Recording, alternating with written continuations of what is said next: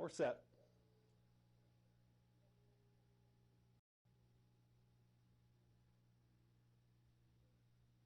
And they're off.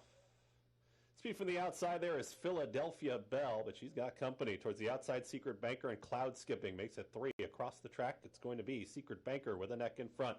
Down to the inside, Philadelphia Belle. No easy leads on the front end. Cloud Skipping's going to track in the 3rd position. Then comes Tiz Gracie in 4th. At the rail there is Perfect Hideaway. Hurry up is Sail Above, who's now mid-pack towards the back. A little bit of charm in the early trailer.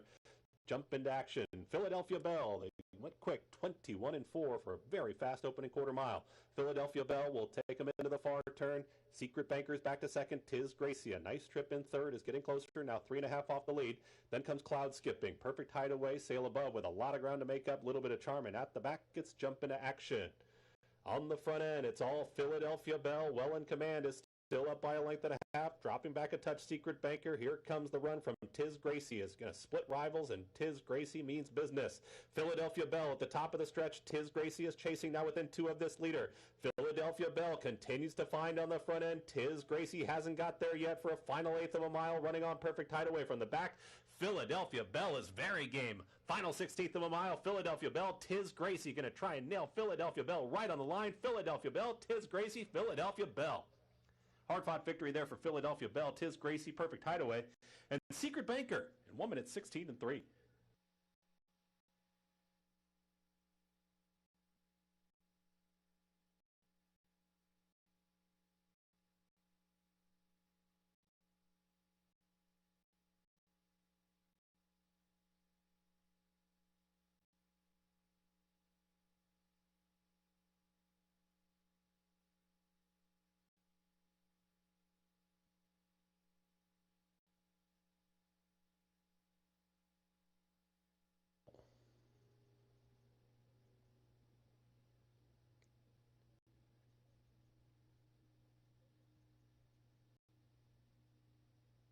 Stirred up there, the 1-2-4-6-0-1 now settles, and they're off.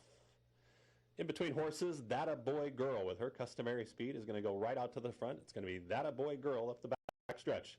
Tracking in second now is Karen's Gem. At the rail, there's Towson. These are the top 3. Mad Mary out in the center of the racetrack, Storm Beam. Bengal Gal is already 5.5 off the lead. Inside of that one comes JJ Loves Billy. Big group towards the back of the field here. That's going to be Majestic Pick is also in the mix. Knockout Kid is off the pace. Out wider, Enchantable, and far back. 24601 is the trailer. That a Boy Girl. We're going to try and take them all the way. Abner Adorno pumped up on the lead is 3 lengths clear. Now into second is Towson coming after this leader out wider. Losing ground is Karen's Gem. Mad Mary, Storm Beam trying to make up ground with Bengal Gal from the back. JJ Loves Billy. The rest have a lot of ground to make up. It is all That a Boy Girl. 4 lengths clear. That a Boy Girl at the top of the stretch. Here comes Towson is engaging. Also Storm Beam starts to pick it up from the back. That a Boy Girl for a final 1/8 of a mile. JJ Loves Billy. Bengal Gal from out of the pack. Storm Beam. Still That a Boy Girl finding on the front end. Has got a less than a 16th to go and is clear. That a Boy Girl got right to the front and it was over. That a Boy Girl. Abner Adorno win the finale. JJ Loves Billy. Then Towson. A photo between Storm Beam and Bengal Gal in 1 minute 10 and 2.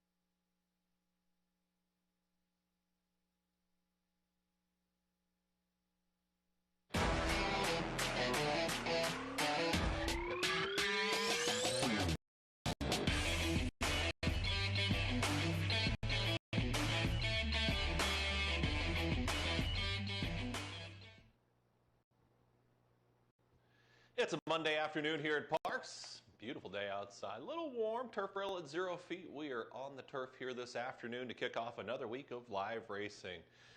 Had a big week last week. Handicapping-wise, our selections were just okay, but hopefully we got some winners coming at you here on this Monday, Tuesday, and Wednesday afternoon of live racing. Tomorrow, it's going to be a huge day of racing right here at Parx, so we'll get into that and talk about that a little bit later on this afternoon. It's 90 degrees outside. The main track is fast. The turf is firm. It's a beautiful Monday here in Bensalem, Pennsylvania.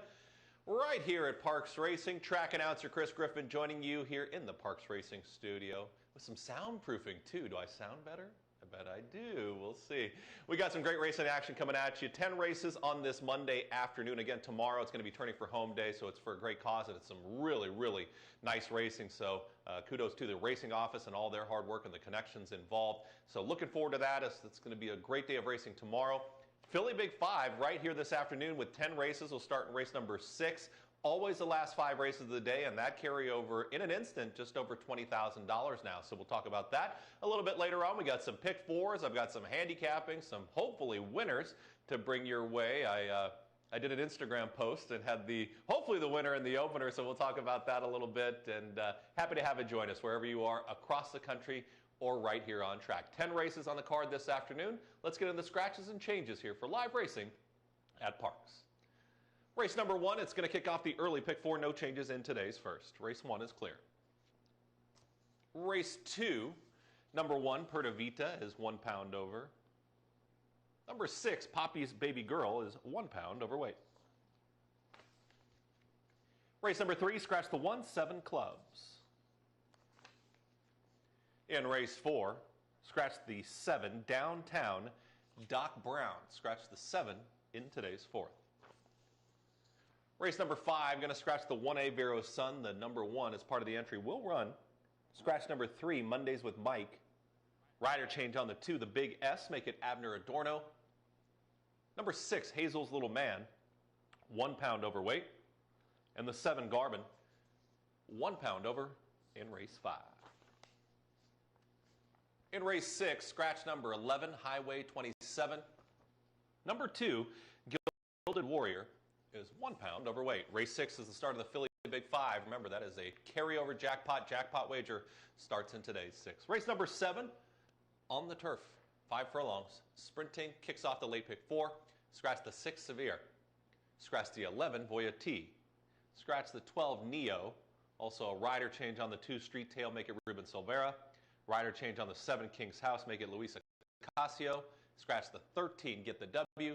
Scratch the 14 Hard West. Race number 8, scratch the 5, Heroic Officer. Race number 9, rider change on the 2, Judicial Restraint, make it Wesley Torres. Corrected weight will be 123. Number 4, Buster Von Trapp, make the rider Frankie Pennington. Scratch number 12, Prince of Rain. Scratch the 13, Synergized. Scratch the 14, Commissioner Dave. 10th and final, scratch the number 5, My Man Elvis, in today's 10th race. Those are your scratches and changes here. 10 races on the program right here at Parx as we get set to kick off this Monday afternoon of live racing action. Who is this? Oh, that is jockey Sylvester Gonzalez. He had a big week last week, had multiple winners on the card last week, and there he is walking into the jocks room here getting ready for a Monday afternoon. We got a big week of racing, so Sylvester Gonzalez moving up the leaderboard. And speaking of that leaderboard, let's take a look at it. You got the leaderboard, Ruben Silvera with 110 wins. Frankie Pennington sits there in second. Michael Sanchez, Angel Castillo. And there he is, the man we just saw walk in. He's tied there for the 4th position. Sylvester Gonzalez rounding out your top 5. Trainer standings, Jamie Ness with 82 wins. Lou Linder Jr.'s got 33. Joseph Taylor, Scott Lake, Bobby Moscow round out your top 5 in the trainer standings. Philly Big 5 carryover $20,246.15. It's always the last 5 races of the day. Over $20,000 in that carryover jackpot. Look forward to that. It's a 50-cent minimum, 15% takeout. Get ready for race 6 because it'll be time for the Philly Big 5. Pick 4 sequences. We got 3 of them. 10 races on the card. Race number 1 will start the early pick 4. Middle pick 4 starts in race 5. Late pick 4 starts in race 7. Beautiful day here in Bensalem, Pennsylvania on a Monday afternoon. 10 races on the card. On the main track, it's fast. The turf is firm. Turf rail at 0 feet. I'll be joining you with paddock previews, hopefully some winners throughout the card. And we'll see you here for more live racing action. Right now, it's coming up in the opener, race 1.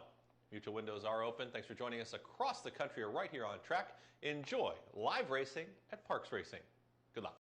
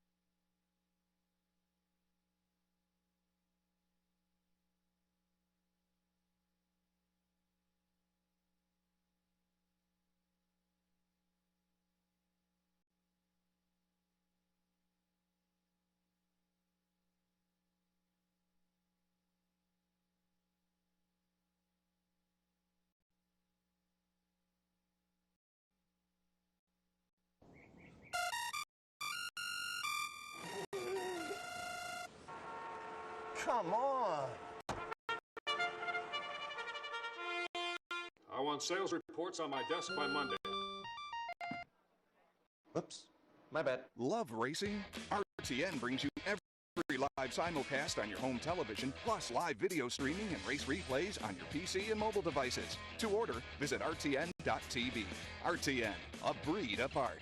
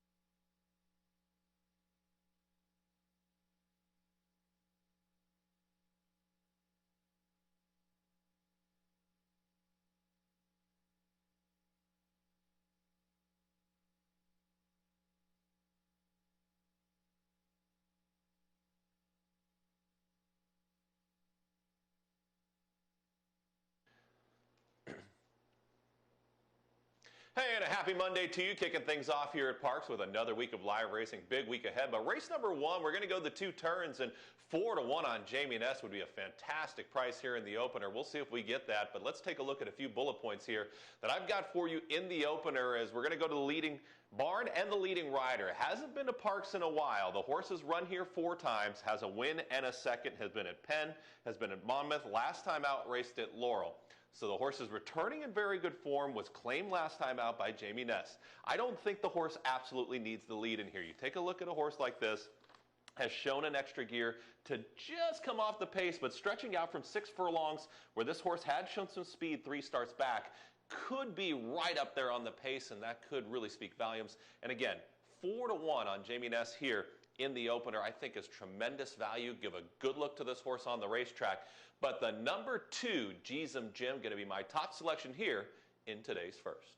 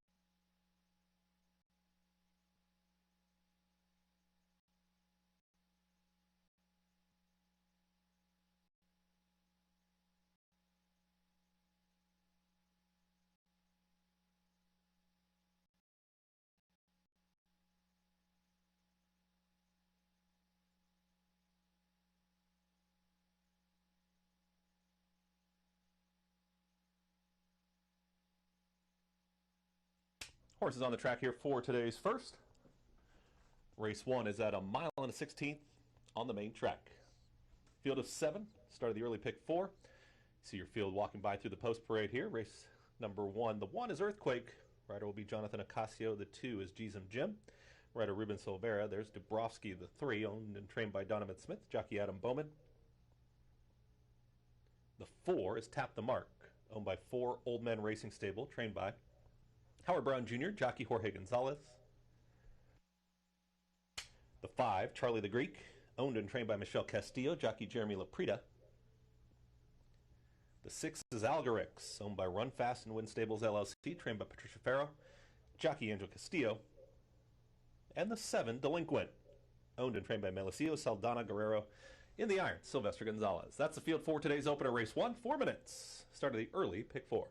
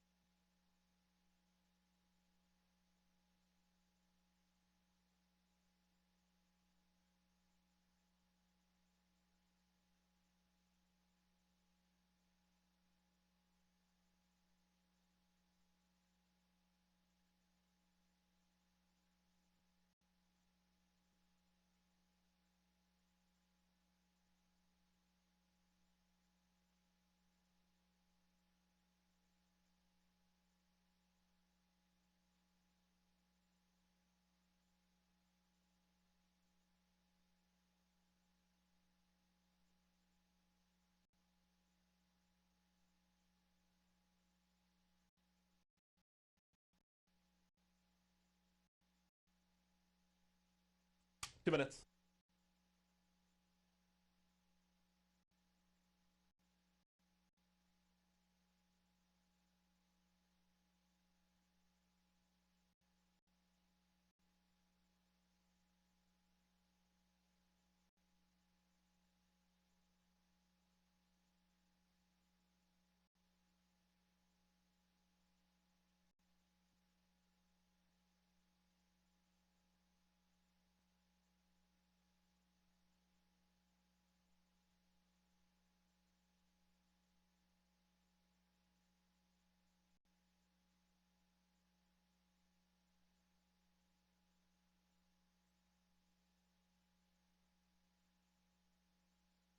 Approaching the gate.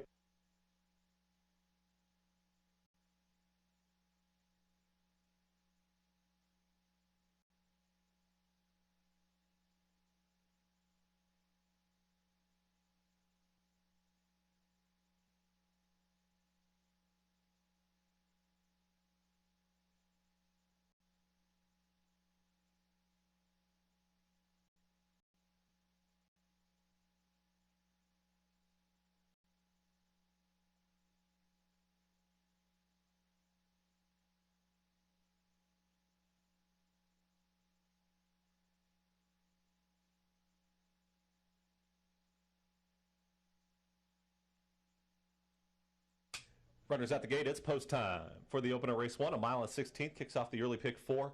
Race number 6 will be the start of the Philly Big 5, over $20,000. It's a jackpot wager, single ticket winner. Could take down the jackpot in the Philly Big 5.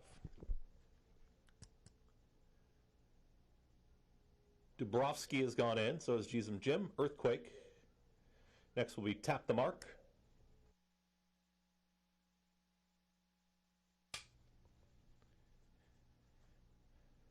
Algorix and Delinquent to the outside.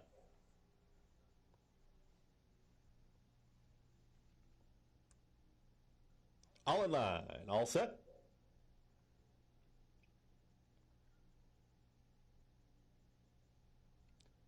Earthquake is very fractious. Settles.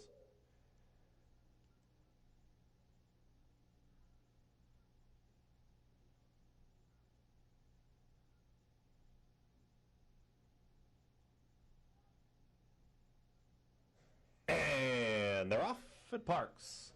Jim has speed down towards the inside, so does Dubrovsky, and 3 wide will be Algorix. They're well off the rail as they move towards that first turn. Jim is on about the 4-path now, will cross over and takes the front, is up by a length and a half. Back there in second is Dubrovsky as Earthquake is going to slip through at the rail, finds a nice spot. In a touch tight was Tap the Mark. Out wider is Algorix, then comes Charlie the Greek, and can see them all. Delinquent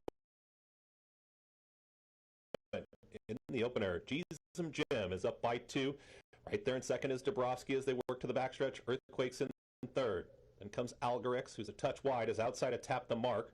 In that grouping as well as Charlie the Greek. They slow things down up front. Delinquent still to the back. They work up the backstretch. Jim has got the lead, 24-1 for that opening quarter mile. Still 2 lengths clear from Dubrovsky, who's comfortable there in second. Then comes a move from Charlie the Greek in the pink cap, is scooting through to the inside of Earthquake. Out wider is Tap the Mark. Then comes Algorix and the trailer, Delinquent. Jim is up by 4, pumped up on the front end.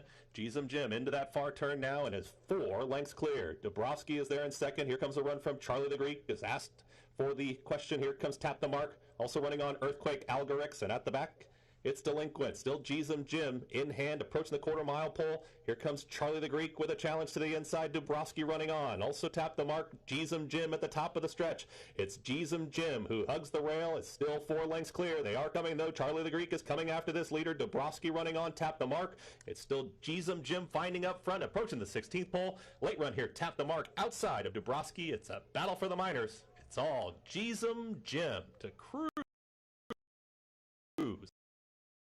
The opener. Jim wins it easy. Follow there for second between.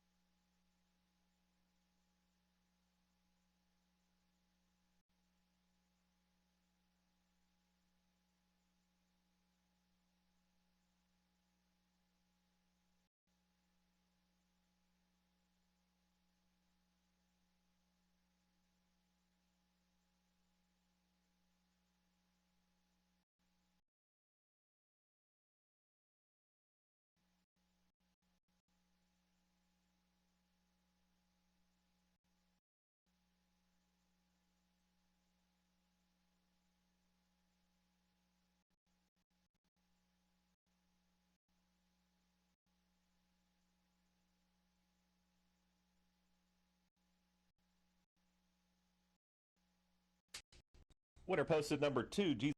It's a photo for place. Hold all tickets in race 1.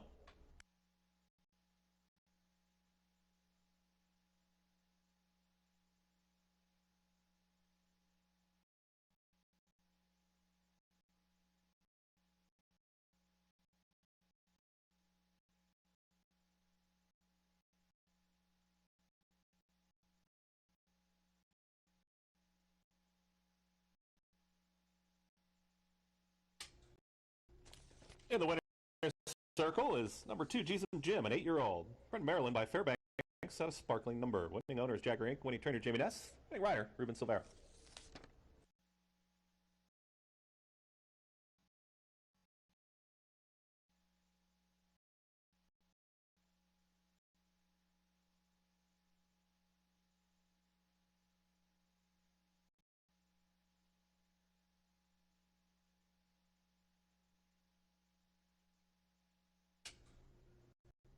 Photo signs down. Second went to number 3, Dabrowski. Third, the 4. Tap the mark. Fourth, number 5, Charlie the Greek. 2, 3, 4, 5 in race 1.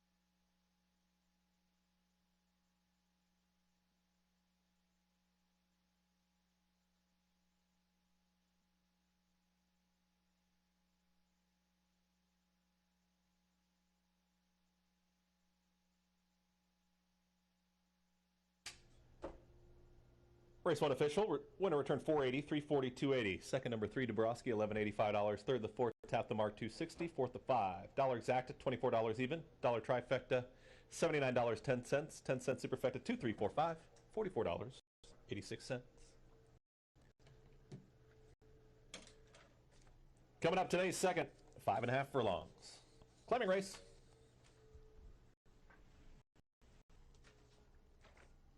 Field of 7 set to go postward at 5.5. There's your overweights there in today's second. Race number 3, scratch the 1. Race 4, scratch the 7. Race 2, 22 minute.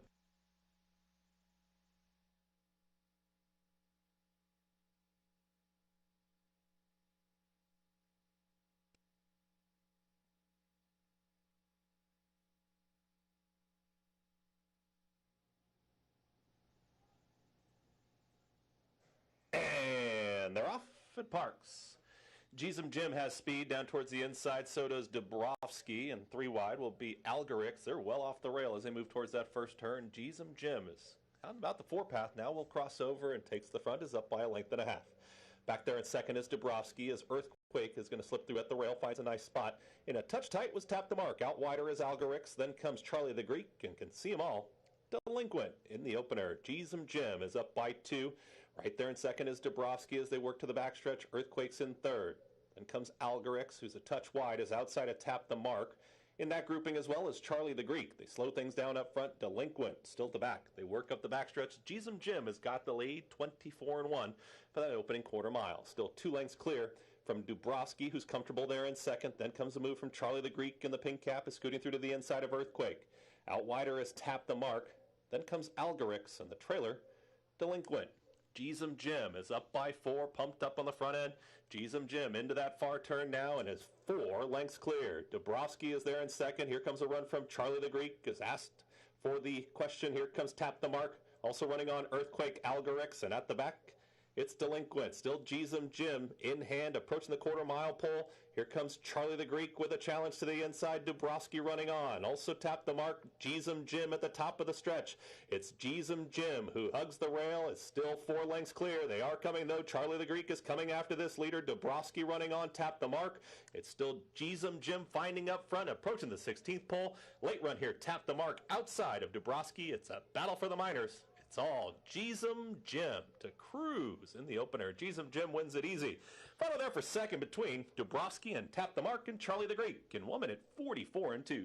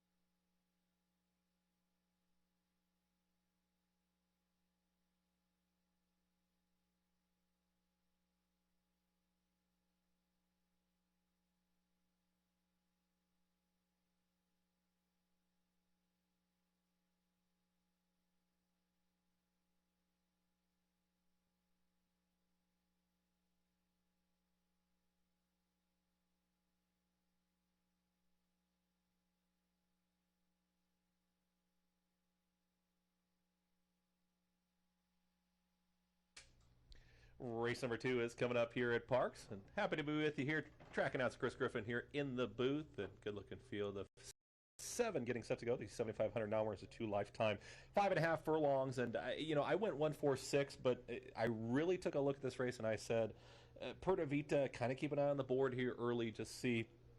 Ships in from Monmouth Park was with Rob Batress, now with Patricia Farrow. Beaten favorite last time out. On a class drop, too, was 30,000 on 2, down into an open $7,500 claimer. So I really wasn't sure what to make of the performance. However, your leading rider takes them out. So, Ruben Silvera sees fit. The horse did show some speed at Santa Anita, Oaklawn Park. I mean, that Oaklawn Park race, maiden 16, opened up by 5 lengths. It should be in front if that horse can replicate that. Whether she can do that is the question. She's a 3-year-old. She's got the rail, and she's tackling some older runners in here. So 9-2, probably offers good value here on the 1.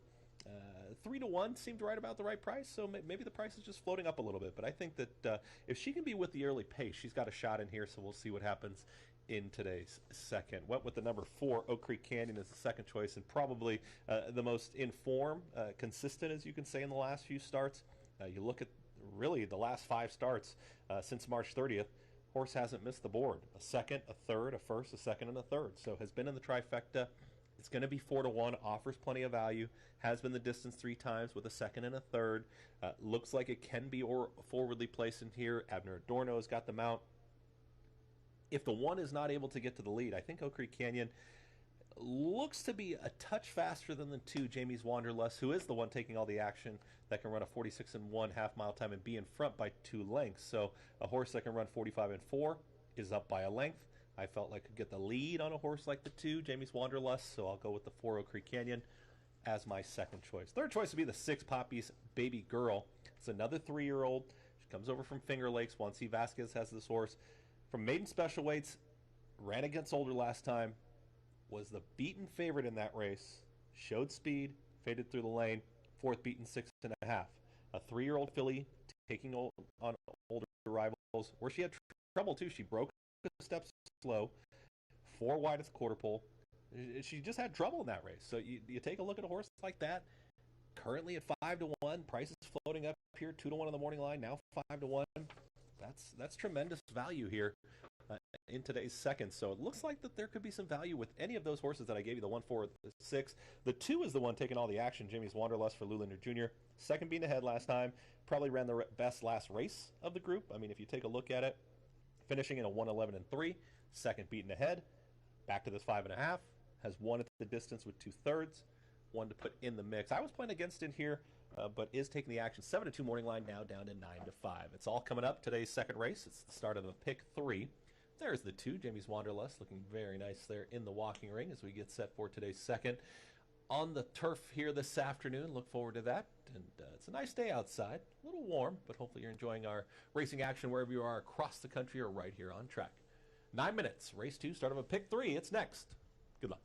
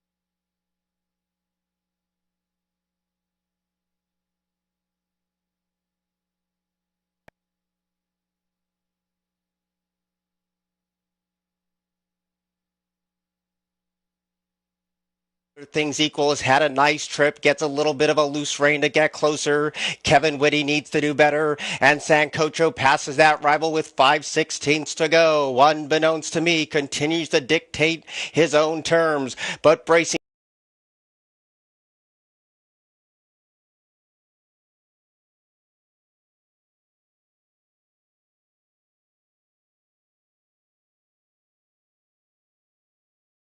eighth pole looming. Other things equal has a neck in front. Unbeknownst to me is battling hard. Ducking in was the 1A other things equal. And unbeknownst to me took a bad step and Scanocho moves into second.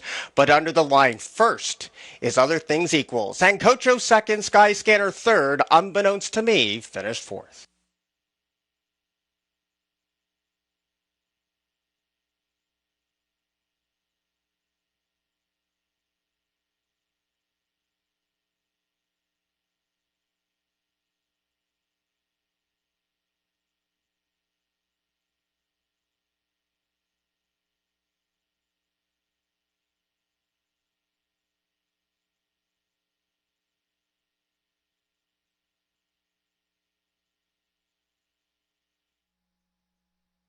Ladies and gentlemen, your attention please. In race number 3, number 6 Shake 'Em will now be ridden by Abner Adorno. Abner Adorno on the 6th in today's third. Here's your field for race 2. Number 1, Perta Vida, owned by Gumster Stable, LLC, an acclaimed racing stable, trained by Patricia Farrow, jockey Ruben Silvera. The 2 is Jamie's Wanderlust, owned by Brand Jam Stable and Dave Clark, trained by Lou Linder Jr., jockey Luis Ocasio. 3, Driver's License, owned by Fix It Stable, trained by Michael Sierra. In the irons, Courtney Gilardo. The 4 is Oak Creek Canyon, owned by 10 Strike Racing, trained by Carlos Guerrero, jockey Abner Adorno. The 5 is Running Girl, owned and trained by Stephen Hamilton, jockey Adam Bowman. The 6, Poppy's Baby Girl, owned by Marcelo Rosa, trained by Juan C. Vasquez, jockey Dexter Haddock. And the 7 is Fair, owned by King Star, trained by Juan C. Vasquez, jockey Jonathan Ocasio. That's the field for today's second race. 4 minutes, race 2.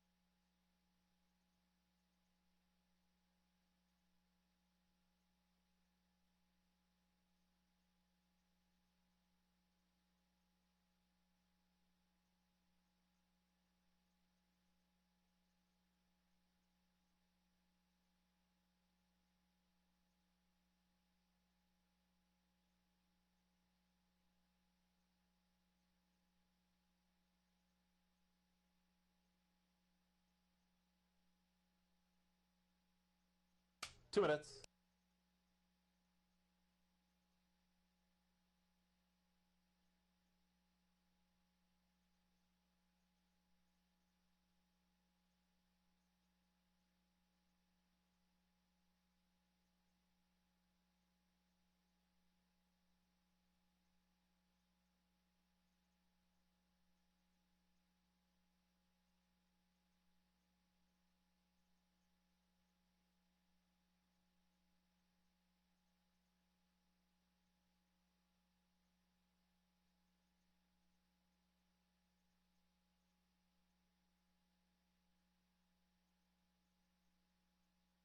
Approaching the gate, 1 minute.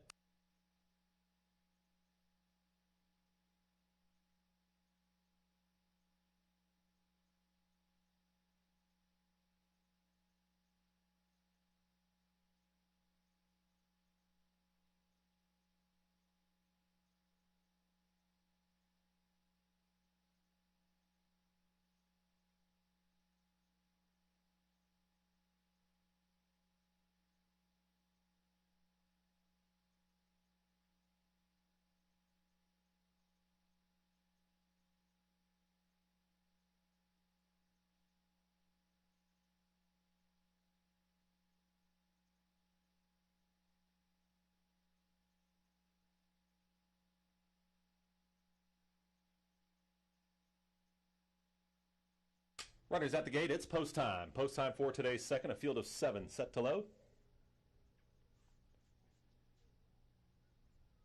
Getting close to the start of the Philly Big 5. That'll start in race 6 this afternoon. Turf rail at 0 feet on the turf course. Second race field set to load.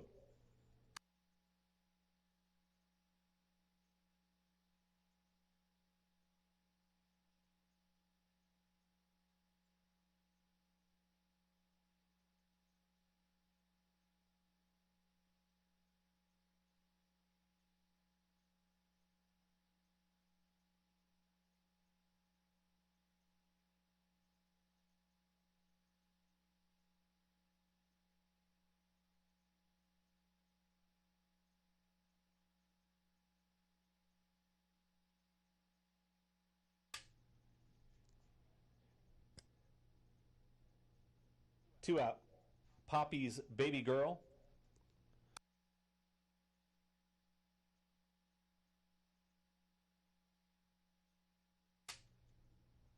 Poppy's Baby Girl and Fair to the outside.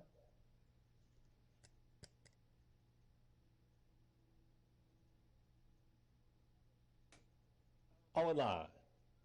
All set.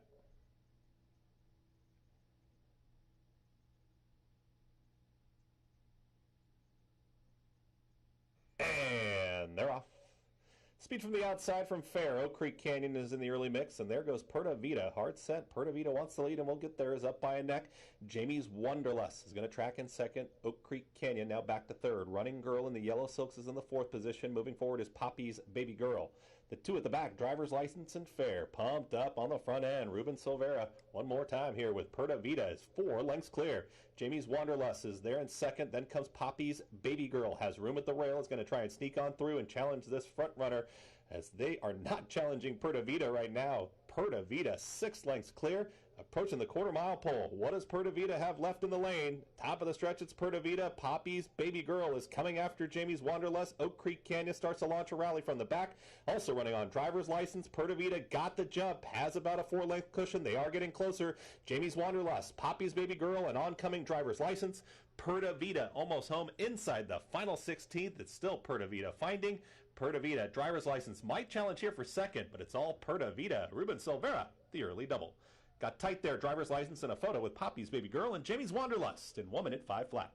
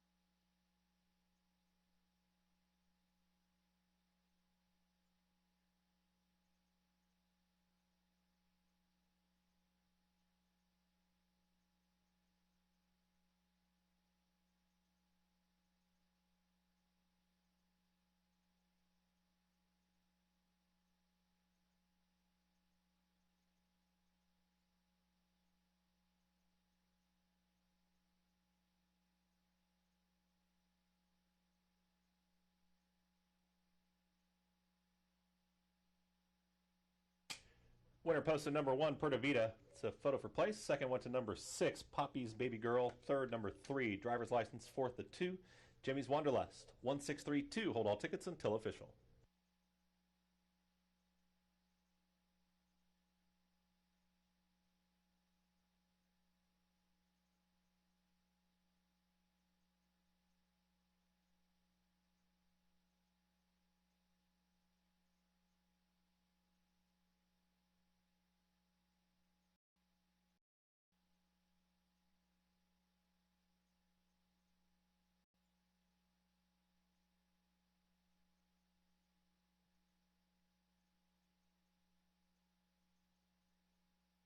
Into the winner's circle. It's number 1, Perta Vida. She's the 3-year-old, bred in Virginia by Competitive Edge, out of Lutetia. Winning owner is Gumster Stable, LLC. An acclaimed racing stable. Winning trainer is Patricia Farrow. Winning rider Ruben Silvera, riding double in race 2. 1632 is official.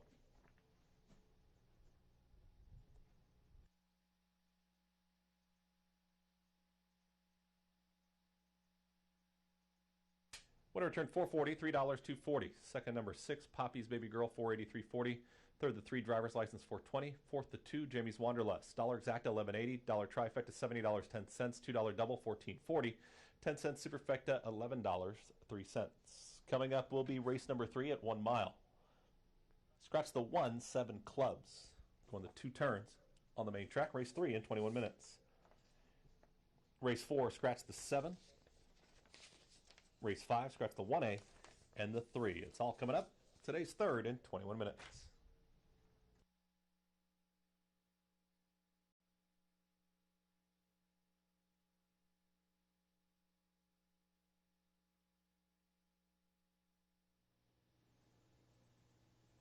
And they're off.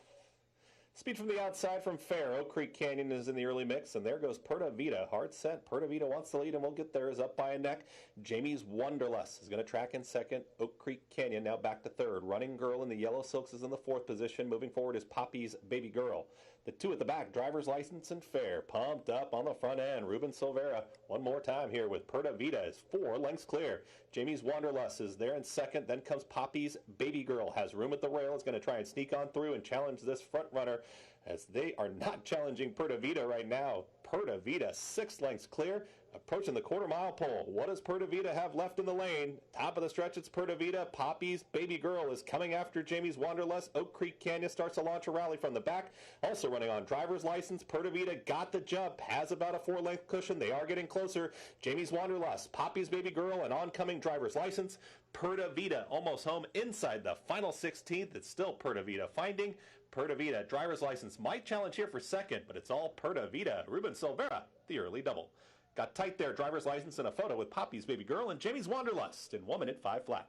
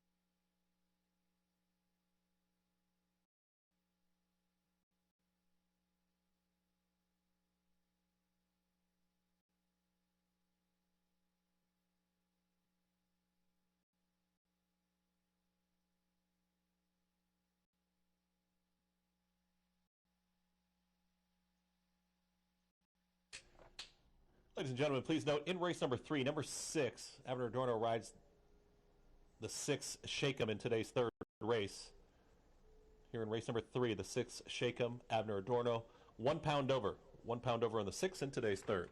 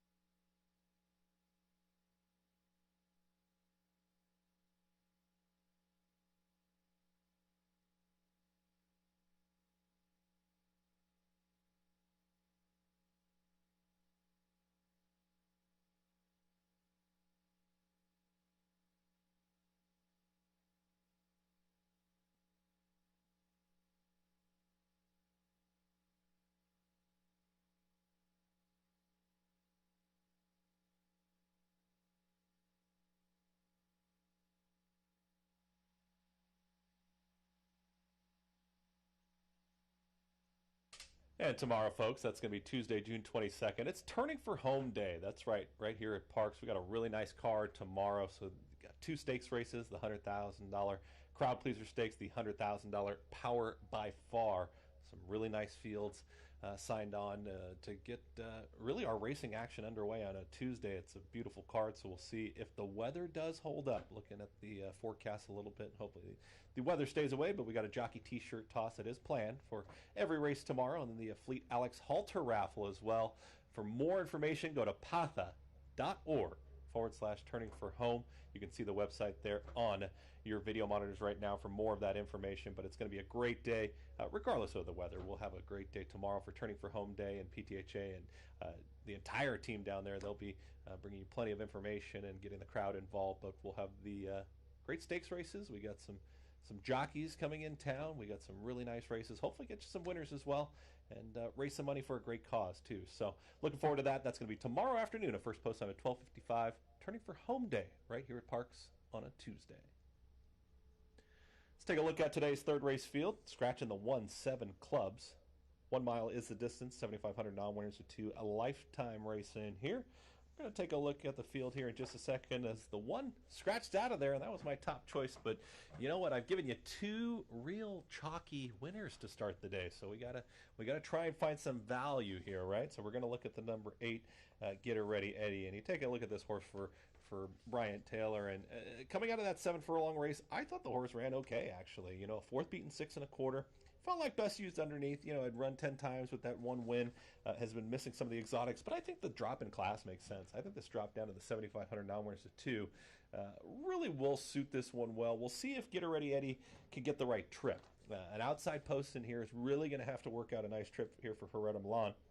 Has been the distance once, and it didn't fare too well in there, but the number 8, Get Her Ready Eddie, I think the 3-year-old filly has a chance to bounce back, and I think she's going to offer value. Did I think she was going to be 9-1? No, I didn't see that coming. She's floated up quite a bit in price, but we'll go with the number 8, Get Her Ready Eddie, as the top selection in here. Second choice will be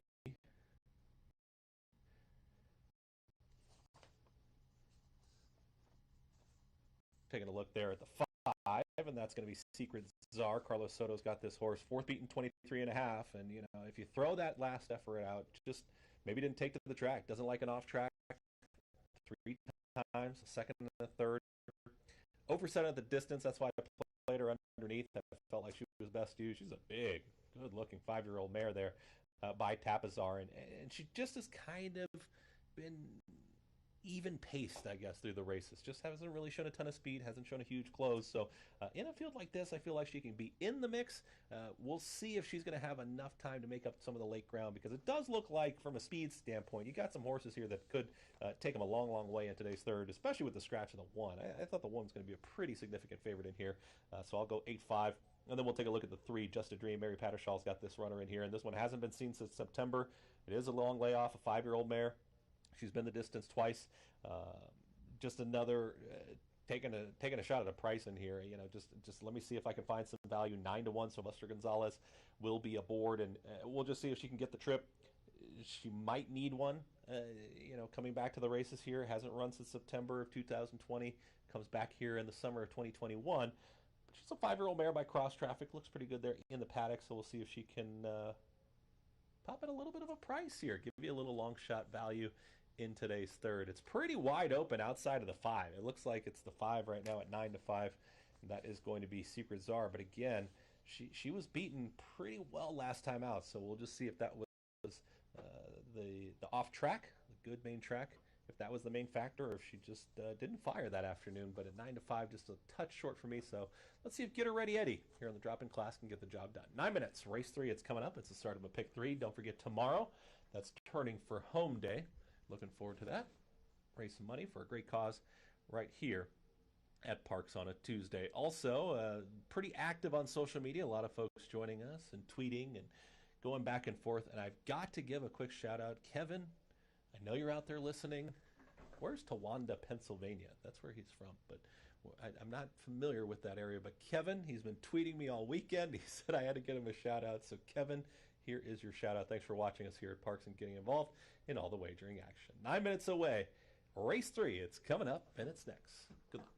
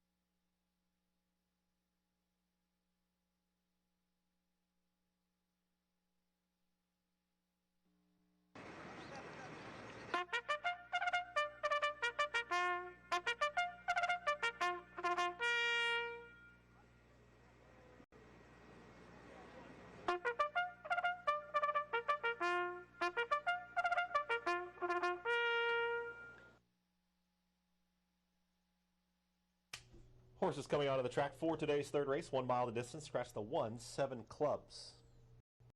Start of a pick 3. Race 3 is next. Here's a field. Number 2, American Money. Owned by Nicole Hedis. Trained by Bill Hedis. Jockey Adam Bowman.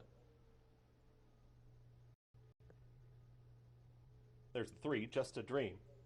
Owned by Mario Villanueva. Trained by Mary Pattershall. Jockey Sylvester Gonzalez. The 4 is Connoisseur. Owned by Mainline Racing Stables. Trained by Blaine Service. Jockey Pedro Riquena. The 5 is Secret Czar. Owned by Perez Stables LLC. Trained by Carlos Soto. Jockey Navin Mengele. 6 is Shake 'em. Owned by Junior J. Arantes. Trained by Miguel Penaloza. Jockey Abner Adorno. The 7, Pass It Time. Owned and trained by Jaime Bravo Estrada. Jockey Dexter Haddock. And the 8, Get Her Ready Eddie. Owned and trained by Brian Taylor. Jockey Herrera Milan. That's the field for today's third. 4 minutes. Race 3 is next.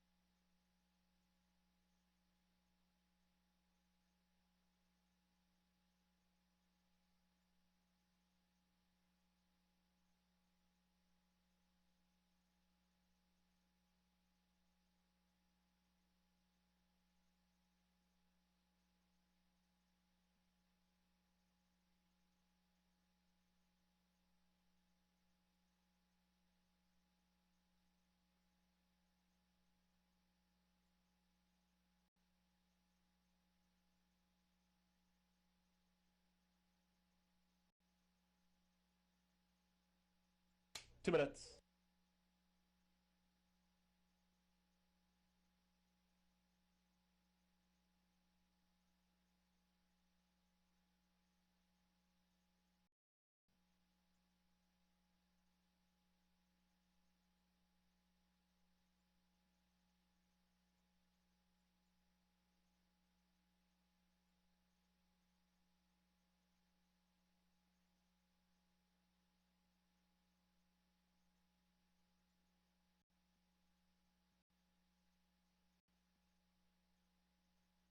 Approaching the gate, 1 minute.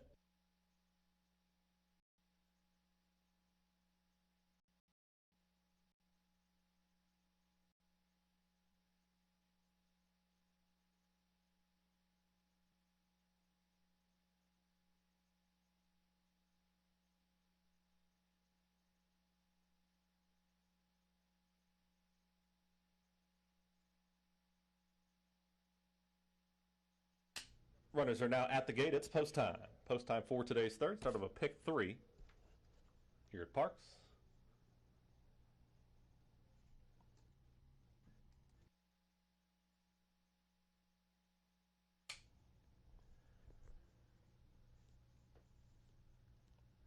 Get involved in that Philly Big 5. That's going to start in race number 6. Over $20,000 in that carryover jackpot, the Philly Big 5. Hello to those folks at the Picnic Grove area joining us here for live racing on a Monday. Hope you're enjoying a very nice Monday afternoon wherever you are.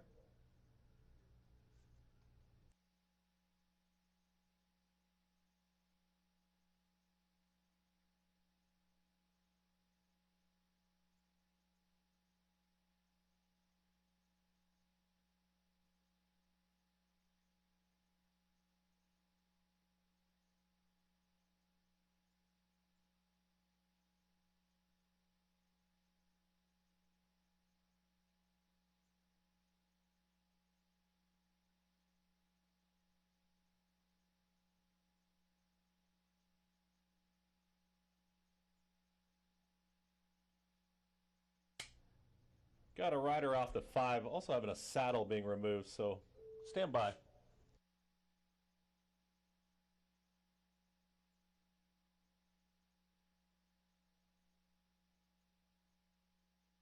Ladies and gentlemen, your attention please. On advice of the track veterinarian, order the stewards here a late scratch at the gate in race 3. Scratch of the 5, Secret Czar. Number 5, Secret Czar, is now scratched out of today's third. Refunds in the win play show pool on the 5, Secret Czar consolation doubles. Then we'll take a look at who the post-time favorite is when they leave the gate. But a scratch of the 5 in today's third. Short delay for race 3.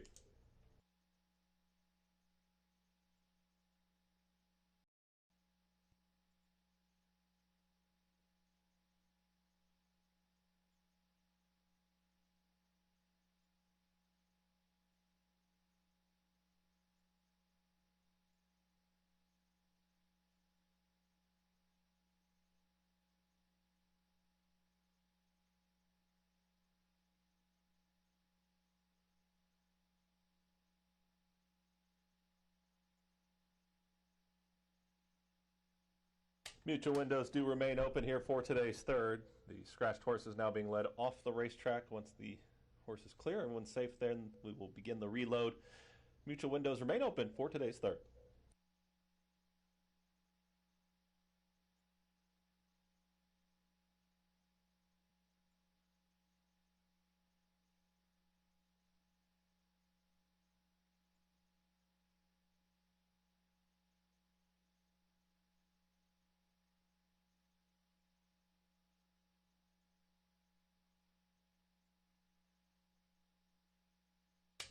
Field begins to reload here for today's third race.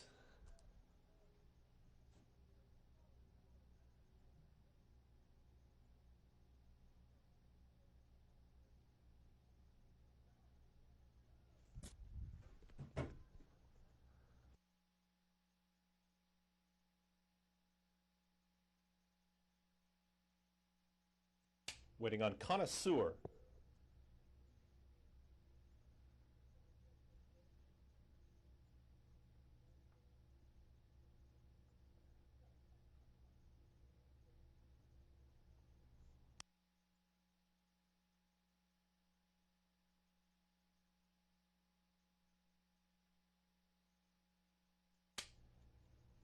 Here's Shake 'em. Pass of time.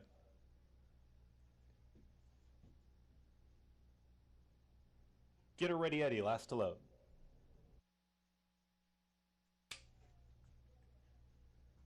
All in line.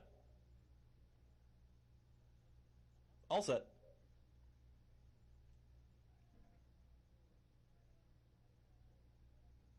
Connoisseur really acting up. Now settles.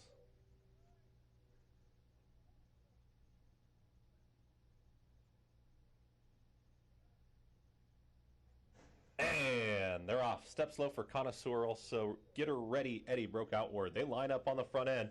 To the inside, it's American Money and a 2-wide Just a Dream. Out wider there, Red Cap, that'll be Pass of Time. And also, Get Her Ready, Eddie is 4 wide around that turn, but wants to be in the early mix. Taken off the pace will be Shake 'em. It's in the 5th position, only 2 off the lead. And the trailer, slow starting, Connoisseur. Snug hold on American Money, and she'll take him to the back stretches up by a half length. Tracking in second is Just a Dream.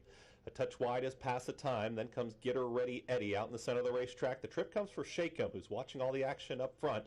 It's in 5th, but is saving ground, is 3 lengths off the lead. Trailer is Connoisseur. American Money, Adam Bowman trying to take him all the way, still up by a length.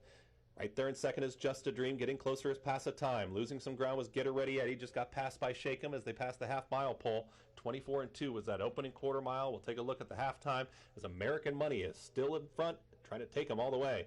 Pass a Time is now in second, coming after this leader. Losing some ground was Just a Dream. Shake 'Em's had a nice trip, is tipping into the two-path, coming after these runners. Also, Connoisseur is launching from the back, and Get Her Ready Eddie is tailed off.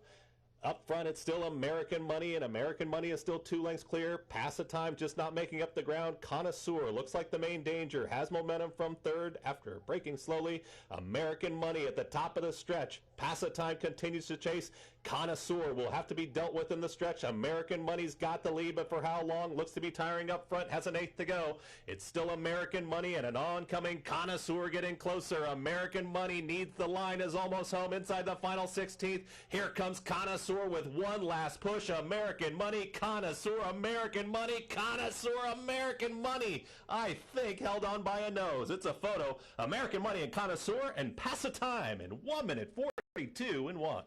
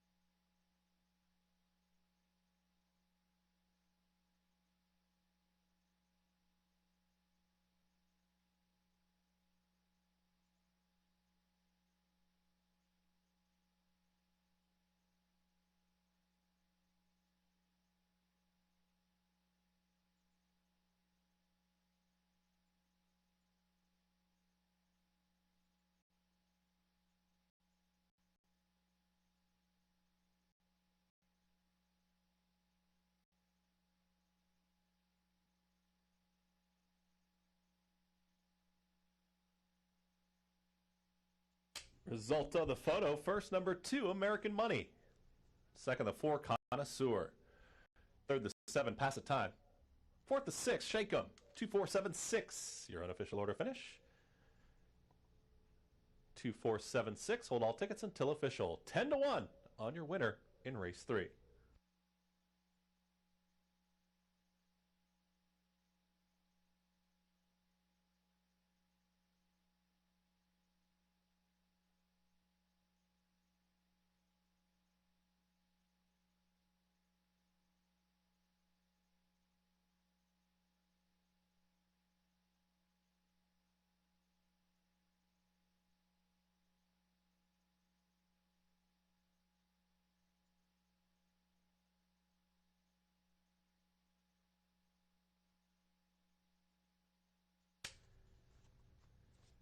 Now in the winner's circle for today's third is number 2, American Money. She's a 4-year-old, bred in Kentucky by FedBiz out of Love and Faith. Winning owner, Cole Hedis. Winning trainers, Bill Hedis, and the winning rider, Adam Bowman. Longest shot on the field gets home here in today's third. Race 3 is official.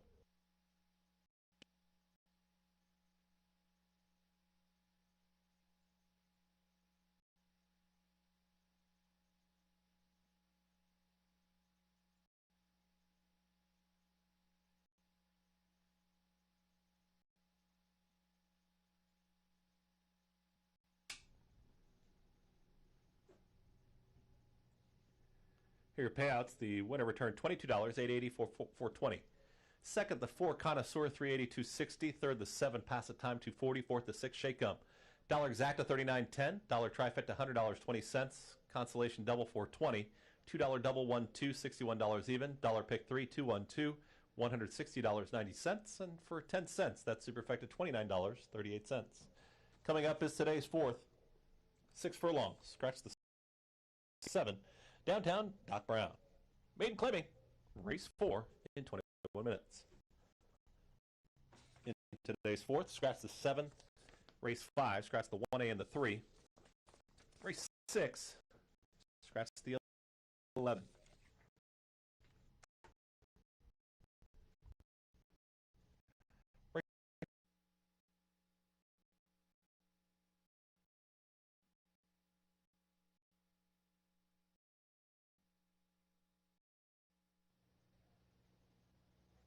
And they're off. Step slow for Connoisseur. Also, Get Her Ready Eddie broke out word. They line up on the front end. To the inside, it's American Money and a 2-wide Just a Dream.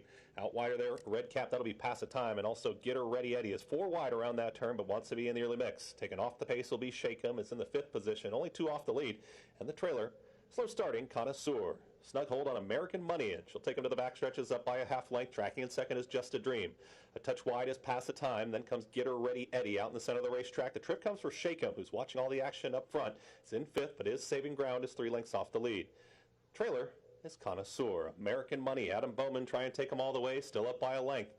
Right there in second is Just a Dream. Getting closer is Pass a Time. Losing some ground was Get Her Ready Eddie. Just got passed by Shake 'Em as they passed the half-mile pole. 24-2 was that opening quarter mile. We'll take a look at the halftime as American Money is still in front, trying to take them all the way. Pass a Time is now in second, coming after this leader. Losing some ground was Just a Dream. Shake 'Em's had a nice trip, is tipping into the 2-path, coming after these runners. Also, Connoisseur is launching from the back, and Get Her Ready Eddie is tailed off. Up front, it's still American Money, and American Money is still 2 lengths clear. Pass a Time just not making up the ground. Connoisseur looks like the main danger. Has momentum from third after braking slowly. American Money at the top of the stretch. Pass a Time continues to chase. Connoisseur will have to be dealt with in the stretch. American Money's got the lead, but for how long? Looks to be tiring up front. Has an 1/8 to go. It's still American Money and an oncoming Connoisseur getting closer. American Money needs the line, is almost home inside the final 16th. Here comes Connoisseur with one last push. American Money, Connoisseur, American Money, Connoisseur, American Money. I think held on by a nose. It's a photo. American Money and Connoisseur, and Pass a Time in 1 minute 42 and 1.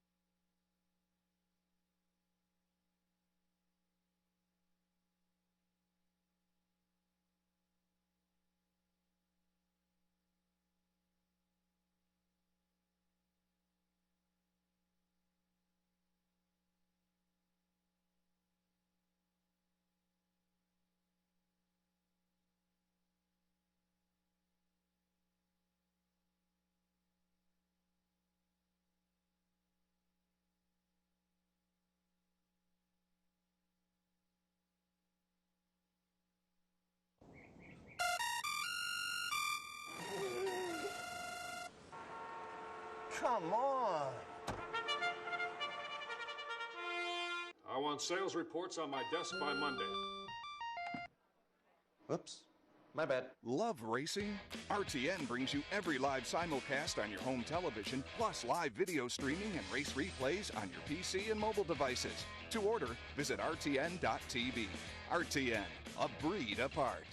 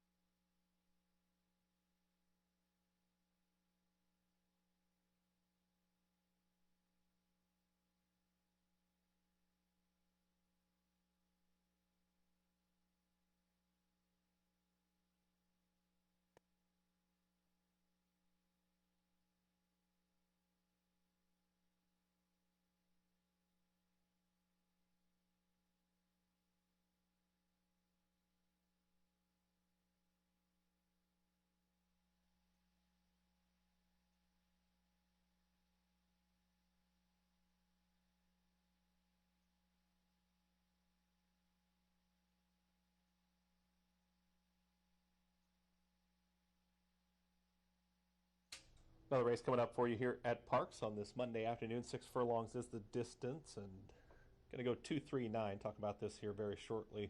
So we had a pretty big scratch in here of the 7. A couple claims early on in the day in race number 1.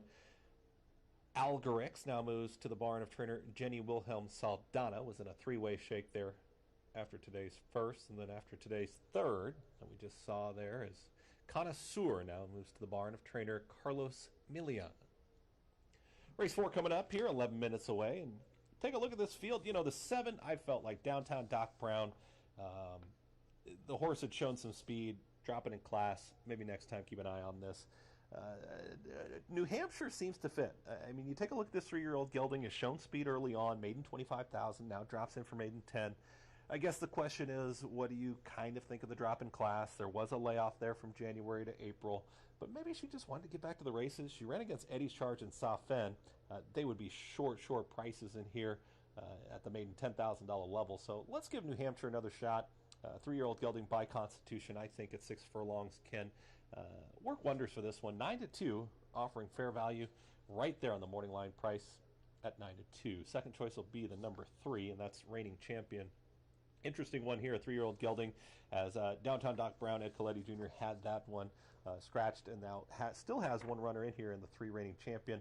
3-year-old gelding by Homeland, Pennsylvania bred that hasn't shown a lot of speed.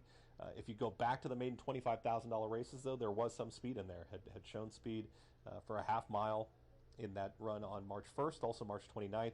You have recent form here. Last time out in maiden 20, maybe 5.5 was just a little bit too short. You know, you take a look at some of the horses in there, was closing into some of those fractions, finished 3.5 back, but just didn't have enough to get by them through the lane. So I'll go with the number 2 over the 3 here in race number 4. Round things out with the 9, Comfortably Cool.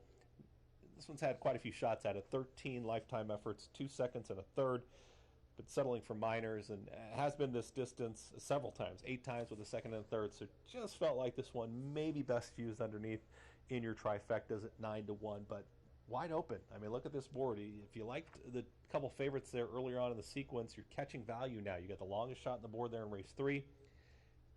Get another price here in race number 4, and then your tickets could be looking pretty good in that early pick 4 and some of your pick 3 sequences as well. So if you're still alive here and getting into today's 4th race with 10 minutes to go, good luck as you continue on. Philly Big 5 will be coming up in race number 6. I'm going to go 2-3-9 here in race number 4. I don't think she's watching, but it's my mom's birthday today. I think she's in Las Vegas, so happy birthday to my mom. But 9 minutes, race 4 is coming up, and it's next. Good luck. 2-3-9 for me in today's 4th.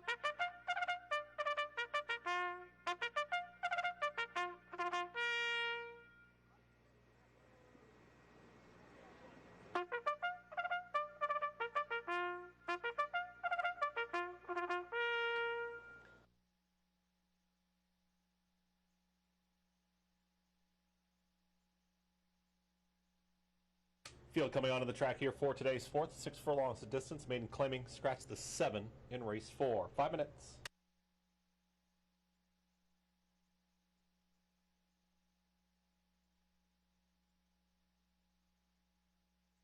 Here's the field. Number 1, Dr. Zerata, owned and trained by John McCaslin. Jockey David Cornier. The 2 is New Hampshire, owned by Parx Racing LLC, trained by Tyler Service. Jockey Anthony Nunez. The 3, Reigning Champion, owned by Robert T. Johnson and Larry Bryan Pro, trained by Ed Coletti Jr., Jockey Frankie Pennington. The 4 is On Temple High, owned by Old Five Oaks Farm and Topsmead LLC, trained by Ron Dandy, Jockey Luis Hernandez. The 5, Ricky's Melody, owned by Dante Carlo Stable, trained by Michelle Castillo, Jockey Admiral Adorno. 6 is Olympique, owned by Iron Horse Racing Stable LLC, trained by Ron Dandy, Jockey Sylvester Gonzalez. The 8 is Mr. Perez, owned by Perez Stables LLC, trained by Carlos Soto, Jockey Nevin Mangley. The 9, Comfortably Cool, owned by Harry J. Daunt and Home Team Stables, trained by Scott Lake, Jockey Dexter Haddock. And the 10 is Busy Gillespie, owned by Trinbrook Stables Inc., trained by Uriah St. Louis, Jockey Angel Castillo. That's the field for today's fourth race. 6 furlongs. Race 4 is next.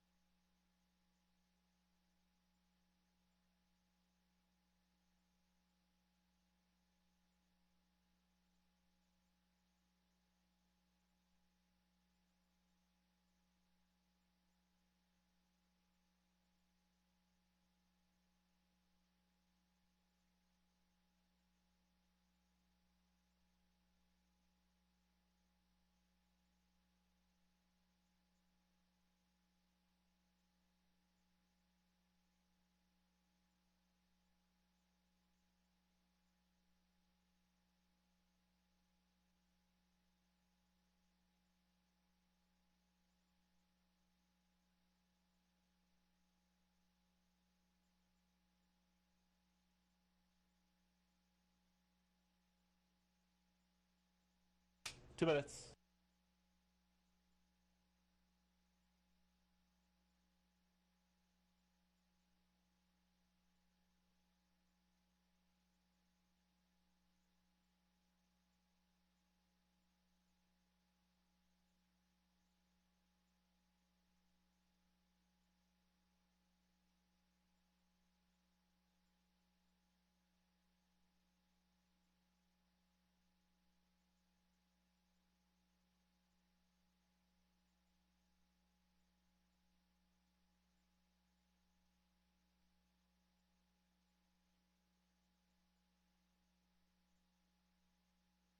Approaching the gate.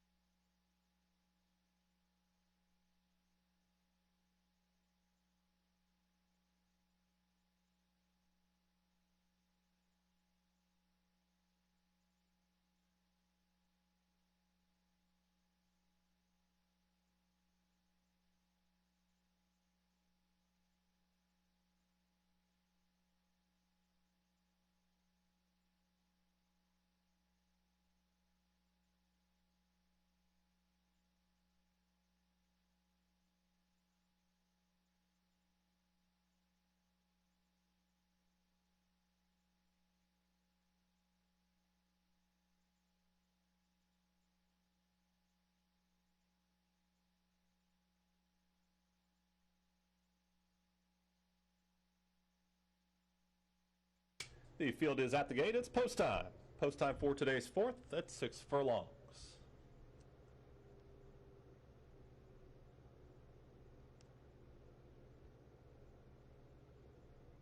New Hampshire moves in.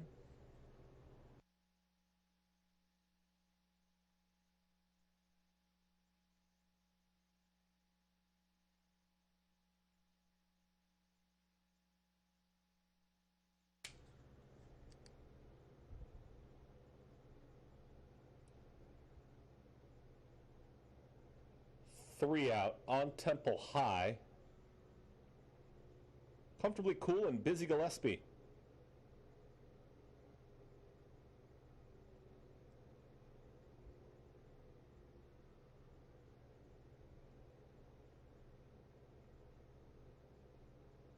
Busy Gillespie moves in.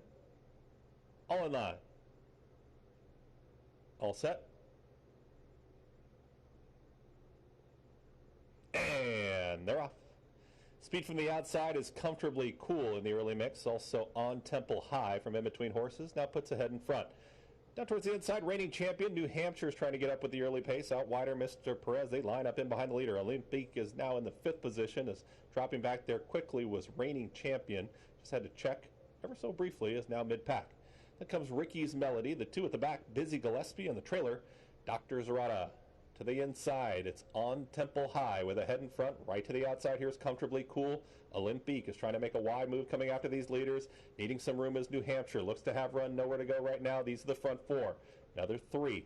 Back to reigning champion. Ricky's Melody is called upon. Dr. Zarata starts to launch from the back. It's still on Temple High with the lead. Will New Hampshire find room? Looks to have run. There's the seam. We'll split these rivals. But on Temple High's got the jump. It's on Temple High. Red cap, here comes New Hampshire. And New Hampshire and Olympique, they travel as a pair. In between horses there, it's New Hampshire, out wider Olympique. From the back, reigning champion, Dr. Zarata making up late ground. They approach the 16th. New Hampshire has got ahead in front. Olympique not going anywhere. New Hampshire, Olympique, New Hampshire, Olympique, New Hampshire. Got it by a neck. Olympique there for second. Then came on Temple High. And reigning champion in 1 minute 12 and 1.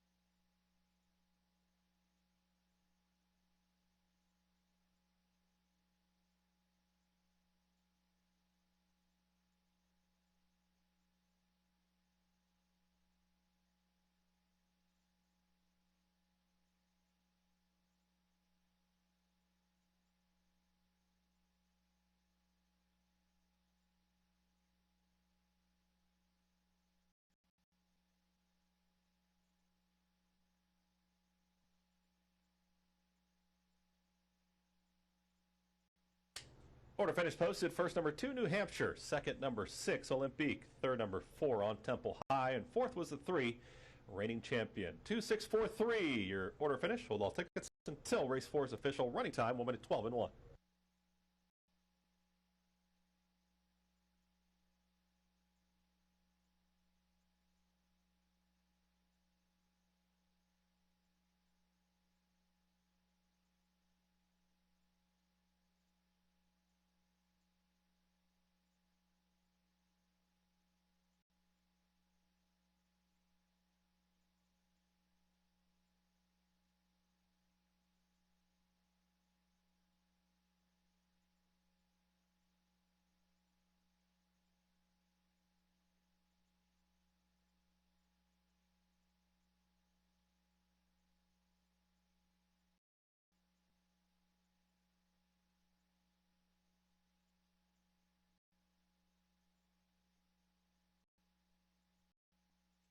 Into the winner's circle here of today's fourth race.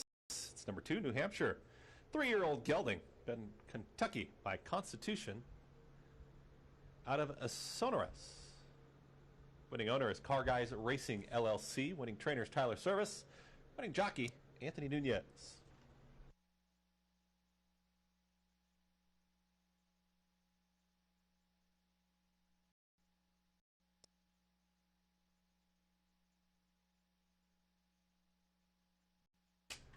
Race 4, await those prices. Hey, Picnic Grove, you're on TV.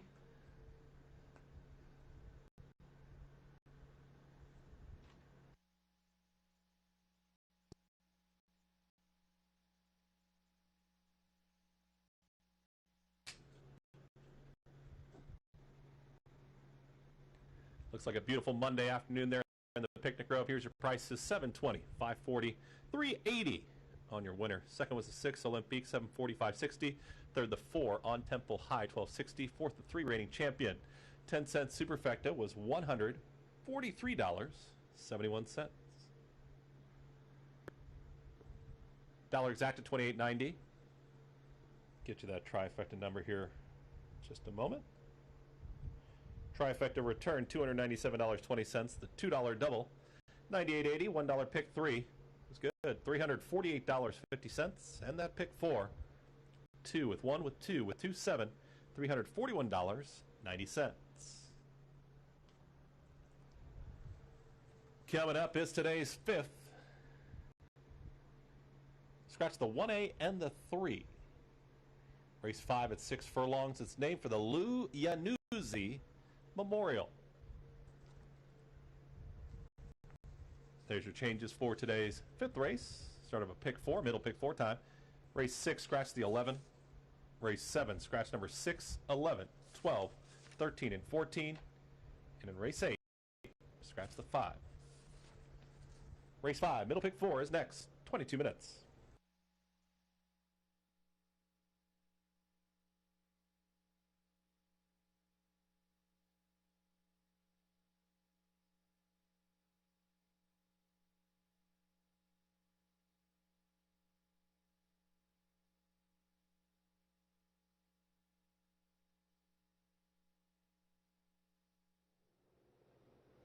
And they're off.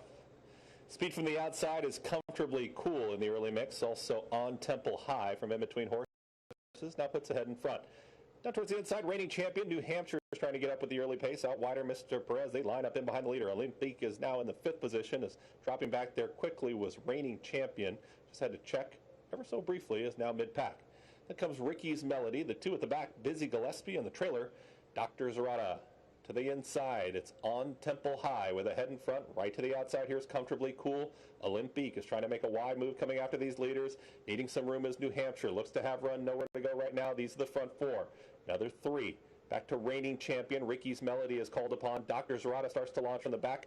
It's still on Temple High with the lead. Will New Hampshire find room? Looks to have run. There's the seam. We'll split these rivals. But on Temple High's got the jump. It's on Temple High. Red cap, here comes New Hampshire. And New Hampshire and Olympique, they travel as a pair. In between horses there, it's New Hampshire, out wider Olympique. From the back, reigning champion, Dr. Zerata making up late ground. They approach the 16th. New Hampshire has got ahead in front. Olympique not going anywhere. New Hampshire, Olympique, New Hampshire, Olympique, New Hampshire. Got it by a neck. Olympique there for second. Then came on Temple High. And reigning champion in 1 minute 12 and 1.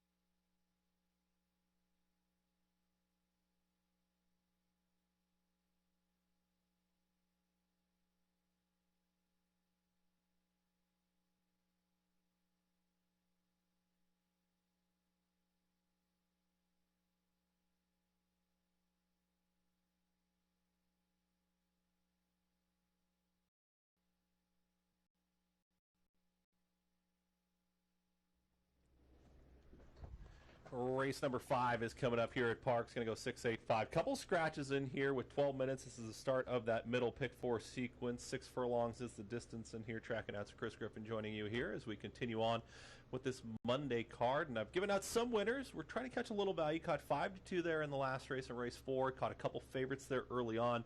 It was funny. I was just talking to the TV team, and I was saying that it looked like there were more kids, and kids are out of school, so it's summertime. So welcoming some of those families that are joining us here for live racing. It's great to have you. If you're in the picnic grove and you're on camera, you better wave when we get you on TV. We'll see if we can catch you next time. We're gonna see if that family will wave at the camera next time here on this Monday afternoon. But there is the number 6, Hazel's Little Man. Jamie Ness has this runner. Ruben Silvera will be aboard. A 3-year-old gelding is tackling some older runners in here. Horse from Off the Pace, ran at Pimlico last time. We're going to take a look back at this replay, though, on March 15th. 6 furlongs, 12-5, now winners at 2. Here's Hazel's Little Man. Spot shadow right now here on the 4, Hazel's Little Man. You can see this runaway leader up front. That's Hollywood Jet. And just watch Hazel's Little Man just really close this margin in. Went very fast up front, obviously, right? 22-4, 46-3, half-mile time. Hazel's Little Man.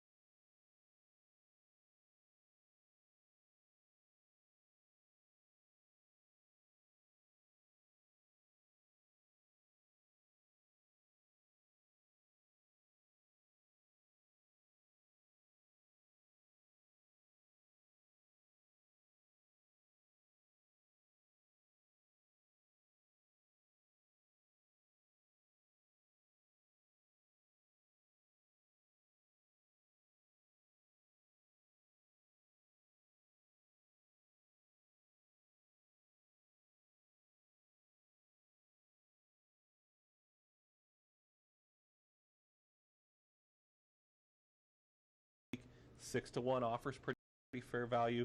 So let's look at the number 8 as well and put that one on the ticket. Third choice will be the number 5, 10-1.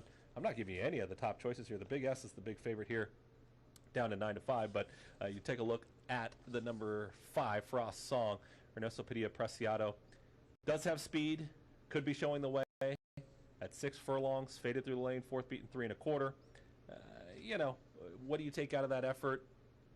Based on kind of what we've seen, front-end speed has done well. We'll see if front-end speed continues to do well, but there's Frost Song. That is a 7-year-old gelding that had shown a lot of speed, 111 at that 6 furlong time and just faded through the lane. Luis Ocasio back aboard, 10-1 currently, one of the longest shots on the board. So we'll see what happens here in race number 5 at 6 furlongs, 12-5, down 3. 6-8-5 for me is the top 3 selections. We'll see what happens here in today's 5th. Middle pick 4, it starts right here. It's a 50-cent minimum. Try to put some tickets together. And then after this, it'll be race 6. And it'll be time for the Philly Big 5. 50-cent minimum wager, 15% takeout. Always the last 5 races of the day. That carryover jackpot over $20,000. Start putting those tickets together. Race 5 is next. 8 minutes. Race 5. Good luck.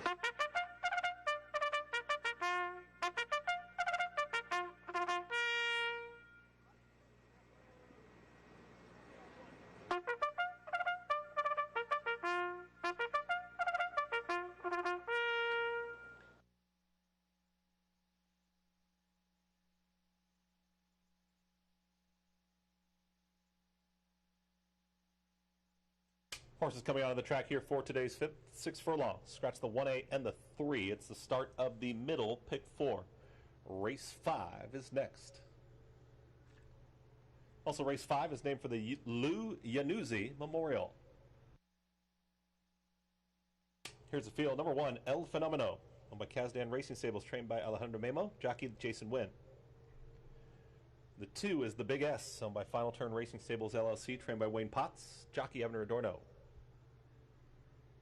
There's the 4, Chubb on a Run, owned by Hardesty Stables, an M3 Racing Stable, trained by Michael Moore, jockey Javier Felix Jr.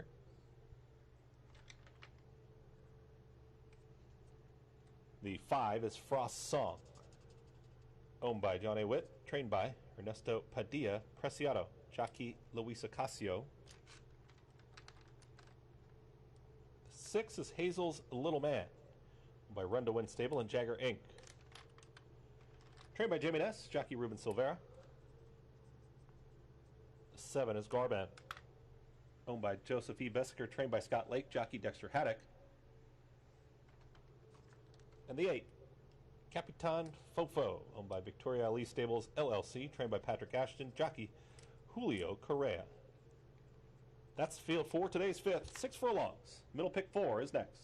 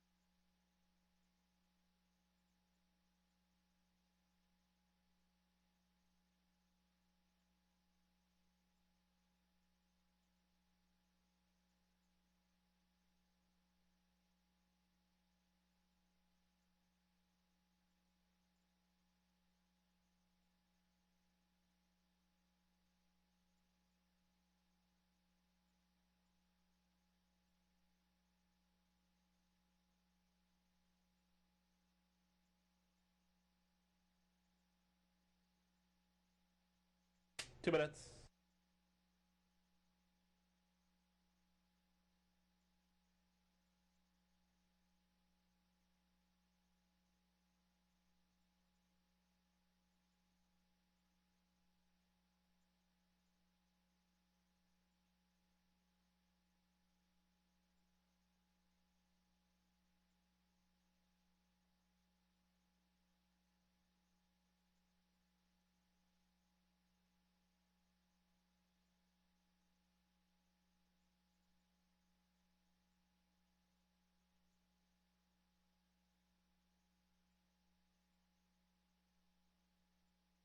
Approaching the gate.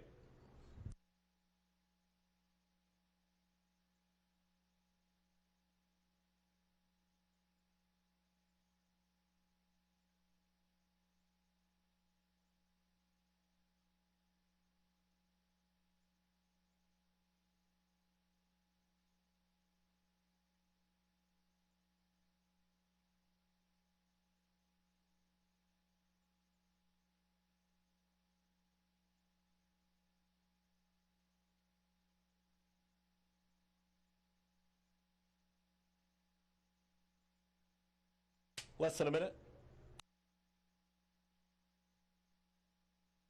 Set to load, it's post time. Post time for race number 5 at 6 furlongs. Start of the middle pick 4 here at Parx.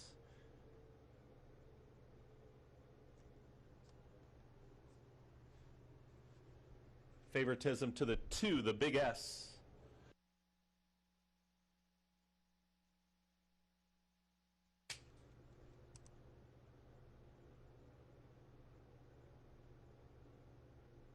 Hazel's Little Man.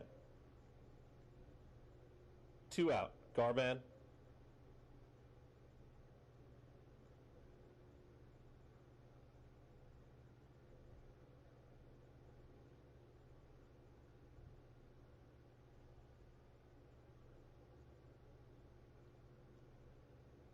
Garban moves in. And of course, last to load, Capitan Fofo. All in line. All set. Frost Song acts up. Now settles.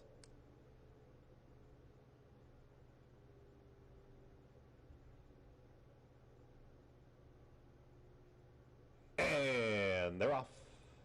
From in between horses, here comes Hazel's Little Man is on the pace this afternoon. Down towards the inside, the Big S is in the early fray.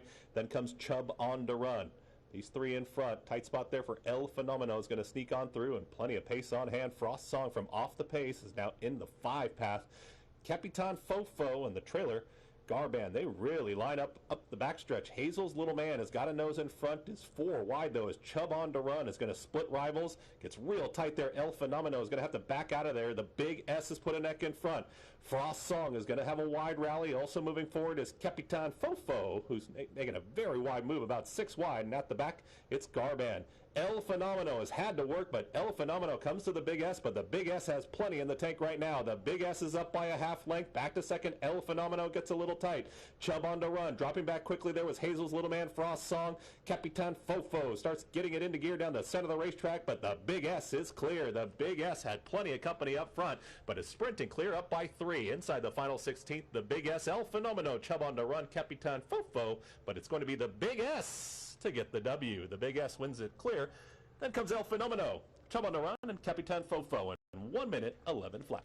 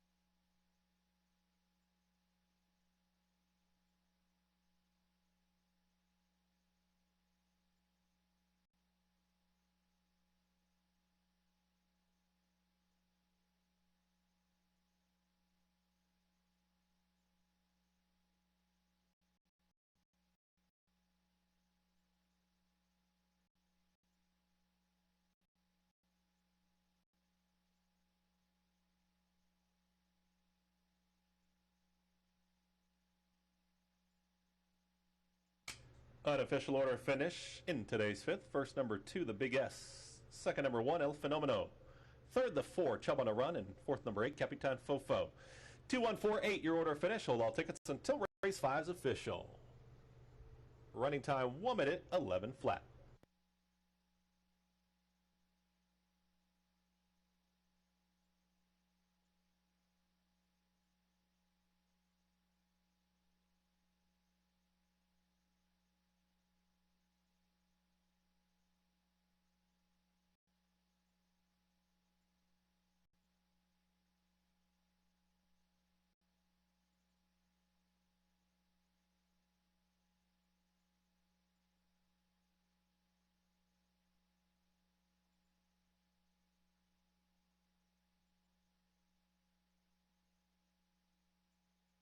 In the winner's circle is number 2, the Big S, a 5-year-old, bred in Kentucky by Jimmy Creed, at a Promise to Peg.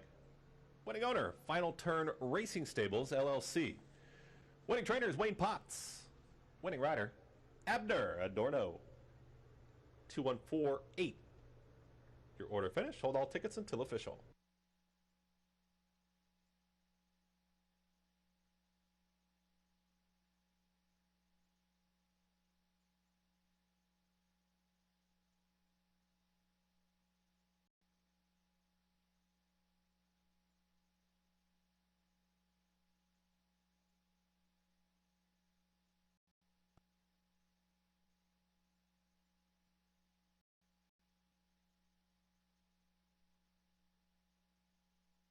Race 5 is official, 2148. Coming up will be the Philly Big 5, over $20,000 in. The Philly Big 5 carryover jackpot, so get involved. It's jackpot bets, single ticket winner, 50-cent minimum, 15% takeout.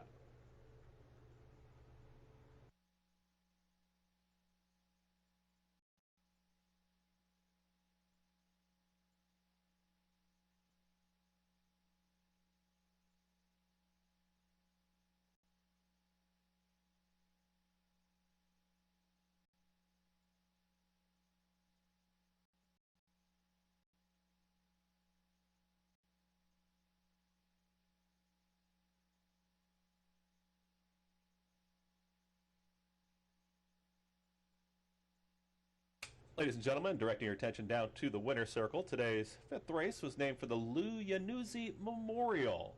I believe plenty of folks will be here in the winner's circle to honor Lou, take a photo in remembrance of the Lou Yanuzzi Memorial.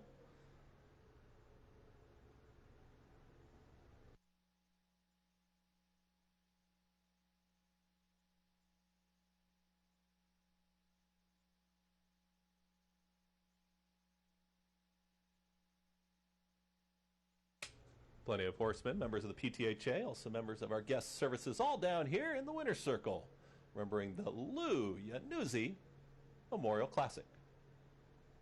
Get your prices here for today's fifth.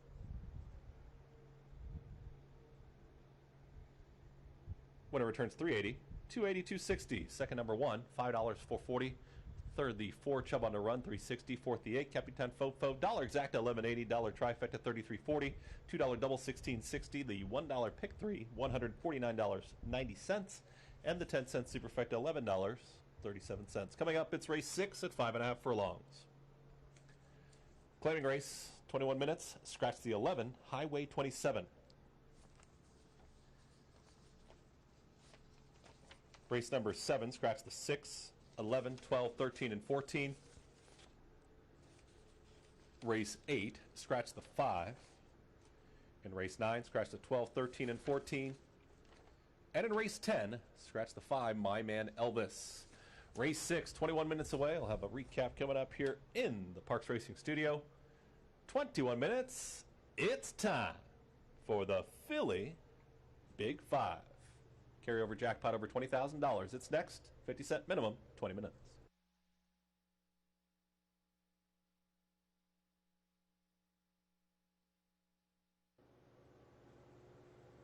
And they're off. From in between horses, here comes Hazel's Little Man is on the pace this afternoon. Down towards the inside, the Big S is in the early fray. Then comes Chubb on to Run. These 3 in front. Tight spot there for El Fenomeno is going to sneak on through, and plenty of pace on hand. Frost Song from off the pace is now in the 5 path. Capitan Fofo and the trailer, Garban, they really line up the backstretch. Hazel's Little Man has got a nose in front, is 4 wide though, as Chubb on to Run is going to split rivals. Gets real tight there. El Fenomeno is going to have to back out of there. The Big S has put a neck in front. Frost Song is going to have a wide rally. Also moving forward is Capitan Fofo, who's making a very wide move, about 6 wide, and at the back, it's Garban. El Fenomeno has had to work, but El Fenomeno comes to the Big S, but the Big S has plenty in the tank right now. The Big S is up by a half length. Back to second. El Fenomeno gets a little tight. Chubb on to Run. Dropping back quickly there was Hazel's Little Man, Frost Song. Capitan Fofo starts getting it into gear down the center of the racetrack, but the Big S is clear. The Big S had plenty of company up front, but is sprinting clear up by 3. Inside the final 16th, the Big S, El Fenomeno, Chubb on to Run, Capitan Fofo, but it's going to be the Big S to get the W. The Big S wins it clear. Then comes El Fenomeno, Chubb on to Run, and Capitan Fofo in 1 minute, 11 flat.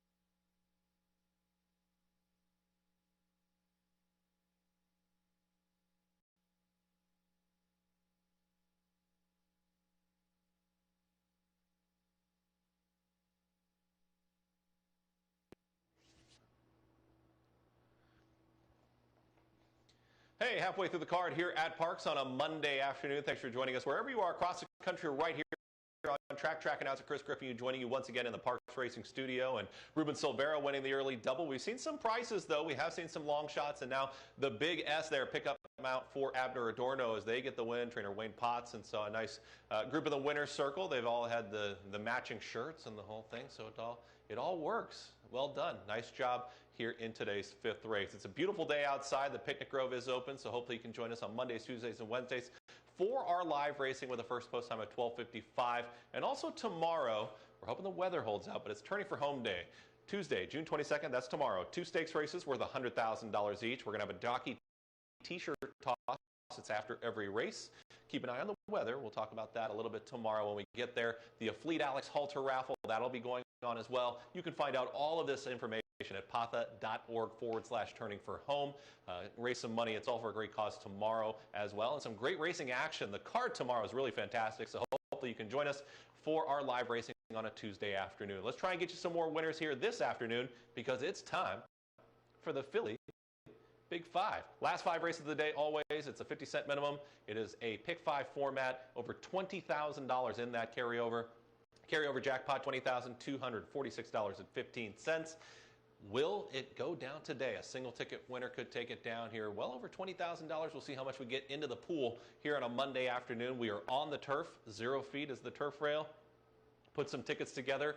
Maybe you catch some prices, and we'll see what happens here because it's time for the Philly Big Five. Let's go down to the paddock here and take a look at the field here for today's 6th race. Pretty big field. I was on the 11 initially on my selections, is scratched obviously, and I thought you might see this. Chief Exchanger is going to end up being my top choice. The price has really dropped. 4-1 on the morning line. It's still early, 11 minutes until race number 6, so we'll see what happens when we get closer to post. But last I checked was down to 6-5, and there you see it. So 6-5 currently on Chief Exchanger. This is an 11-year-old gelding, and how good has he been? I mean, you take a look at this horse in here.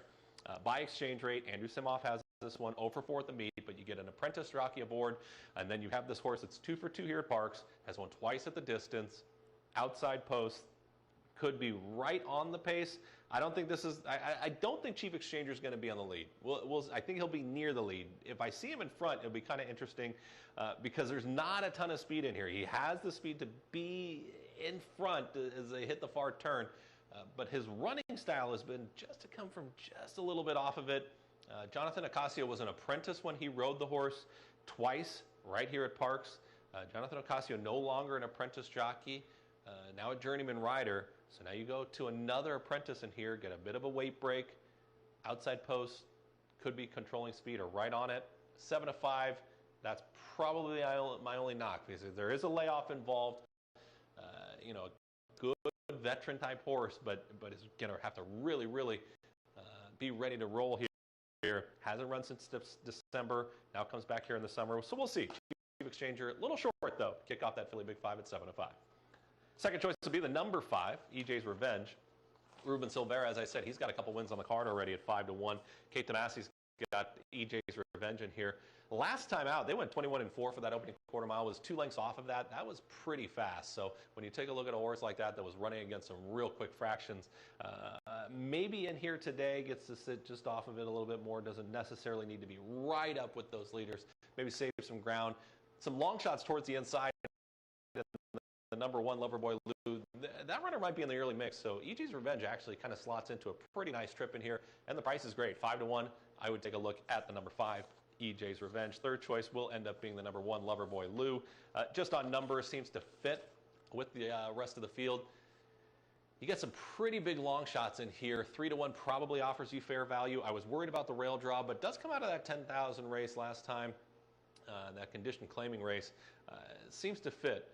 Had run against off-duty, second beaten a half length over a sloppy track, finished a half length back, then came back and ran against off-duty last time out, finished 8th beaten 9.5. So kind of wondering where the form is right now on the 1, Loverboy Lou, but we'll see what happens here in today's 6th race with 8 minutes to the start of the Philly Big Five. We just had a group honoring Lou Yanuzzi, right? The memorial, and then you got Loverboy Lou right here in race number 6. So maybe Lou's watching over us, right? Looking at the 1 here, maybe placing a few bucks here in today's sixth race. It's time for the Philly Big Five. Thanks for joining us again.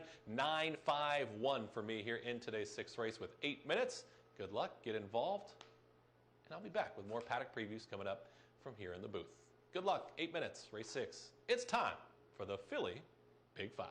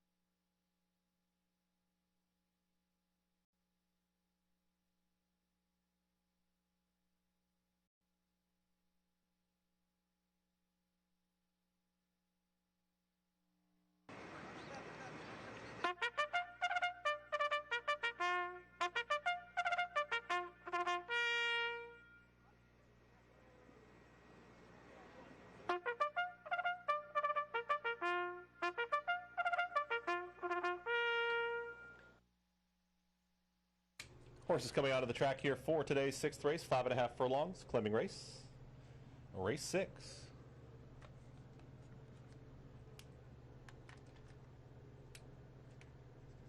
Scratch number 11 in today's sixth race. Here's your field. Number 1 is Loverboy Lou, owned by John Parker, trained by Ernesto Pradilla Preciado, jockey Jeremy Laprida. The 2, now leaving the paddock there, is Gilded Warrior, owned by Carlos Gabon, trained by Jenny Wilhelm Saldana, jockey Floriano Flores Jr. The 3 is Hollywood Overdog, owned and trained by Michelle Castillo, jockey Jonathan Ocasio. The 4, the Italian, owned by Perez Stables LLC, trained by Carlos Soto, jockey Nevin Mengele.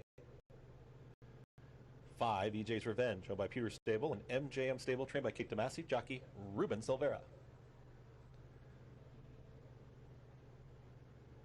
There's 6, Ask Chuck, owned by Angelina Maria's Racing Stable, trained by Elias Tapsis, jockey Angel Castillo. 7, Ironbound, owned by HPI Stable, trained by Nepasana.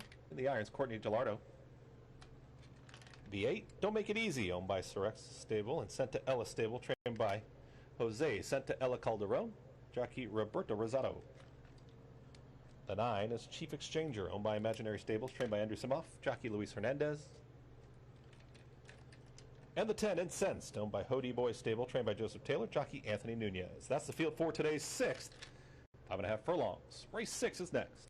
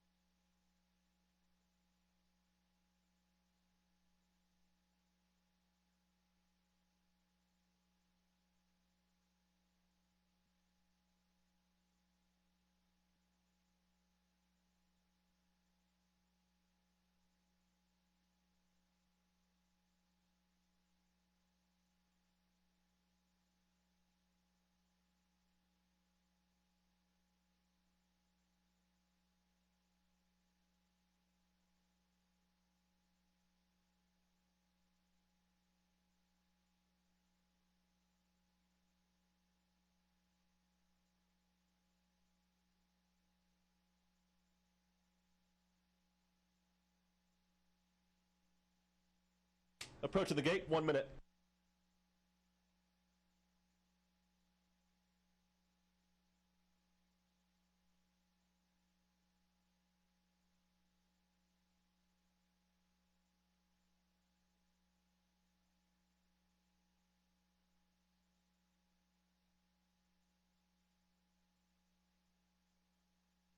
Runners at the gate, it's post time. Post time for today's 6th, 5.5 furlongs. It's time for the Philly Big Five.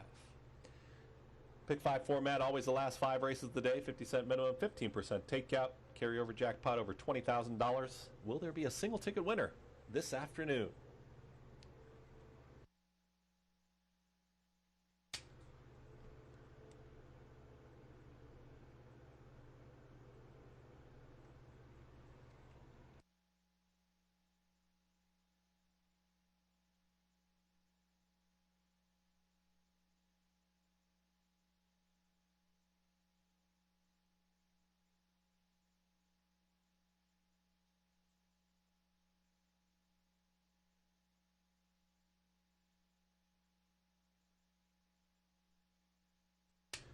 Runners moving into the gate.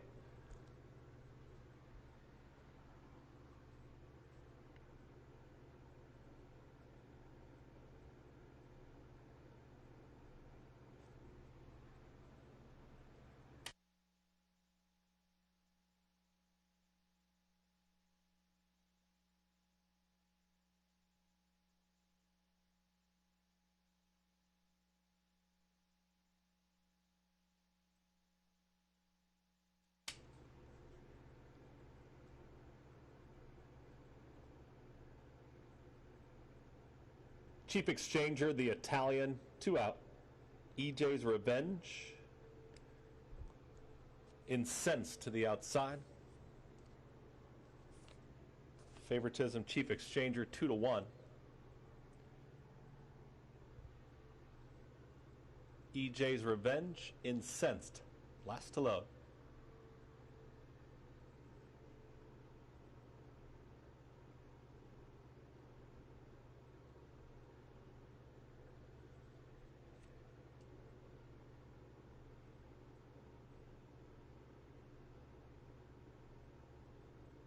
Goes in. All in line. All set. And they're off. Looked like a stumble at the start there. Gilded Warrior, Hollywood Overdogs both had trouble at the start. The Italians got early speed, and there's EJ's Revenge. Is in between runners. Mike Pocono's in front. Out wider, there comes Ironbound. Very wide will be Don't Make It Easy. At the rail, there's room for Loverboy Lou. They line up again on the front end. In a very tight spot is Hollywood Overdogs. Is going to track in behind this leading quintet now, 5 of them up front. Chief Exchanger's got a tough journey, is way out in the center of the racetrack and is tailing off towards the back of the field. Moving up, here comes Gilded Warriors, got some run. Also looking for room is Ass Chuck. At the back, it's Incensed. Loverboy Lou has got the lead, but here comes EJ's Revenge. They're 1-2. It's EJ's Revenge ready to challenge this leader. Back to third is Hollywood Overdogs. The rest have a lot of ground to make up. EJ's Revenge at the top of the stretch goes right with Loverboy Lou, and they're nose and nose. Loverboy Lou's got more to the inside. EJ's Revenge has got momentum. Finally, it's a mile, and they are still shoulder to shoulder approaching the 16th. Loverboy Lou to the inside, finding a bit more. Look at Loverboy Lou extending the margin. EJ's Revenge back to second. Loverboy Lou gets the win. EJ's Revenge, then Hollywood Overdogs look like Ass Chuck in 1 minute 4 and 1.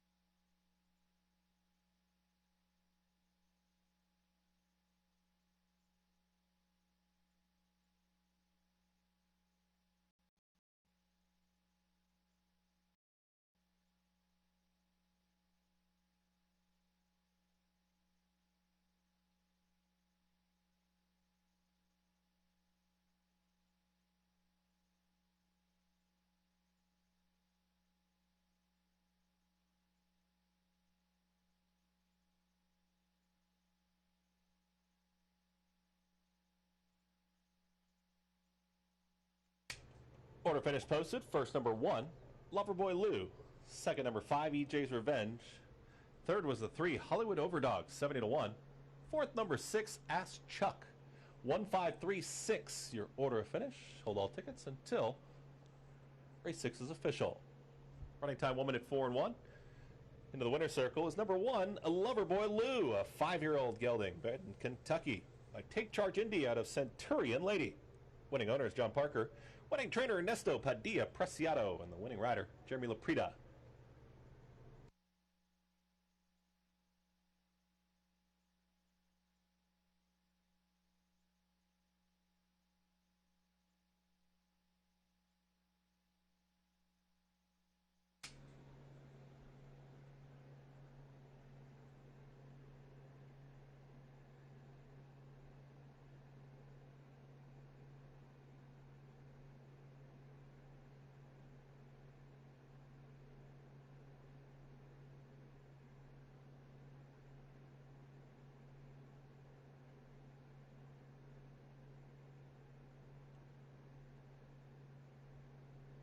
Race official. Winner returns $580, $360, $280.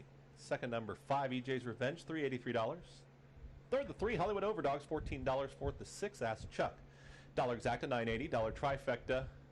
Dollar trifecta paid $252.10. That's with your 2 favorites on top. 70-1 shot finishes third, $252.10. $2 double, 2-1, $17.80. $1 pick 3, $26.40. 10-cent superfecta was $121.96. Coming up is race 7, 5 furlongs. We're on the turf. Starter allowance, scratch number 6, 11, 12, 13, and 14. Late pick 4 time, 50-cent minimum. The late pick 4 is coming up, and it's next in 22 minutes. See your changes here in race 7. Scratch 6, 11, 12, 13, and 14. Race 8, scratch the 5. Race 9, scratch the 12, 13, and 14. And race 10, scratch the 5. 22 minutes. Race 7 is next.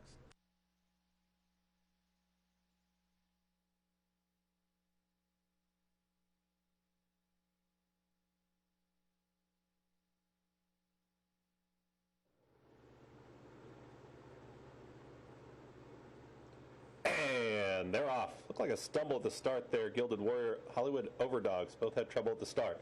The Italians got early speed, and there's EJ's Revenge. Is in between runners. Might poke a nose in front. Out wider, there comes Ironbound. Very wide will be Don't Make It Easy. At the rail, there's room for Loverboy Lou. They line up again on the front end. In a very tight spot is Hollywood Overdogs. Is going to track in behind this, leading quintet now, 5 of them up front. Chief Exchanger's got a tough journey, is way out in the center of the racetrack and is tailing off towards the back of the field. Moving up, here comes Gilded Warriors, got some run. Also looking for room is Ask Chuck. At the back, it's Incensed. Loverboy Lou has got the lead, but here comes EJ's Revenge. They're 1-2. It's EJ's Revenge ready to challenge this leader.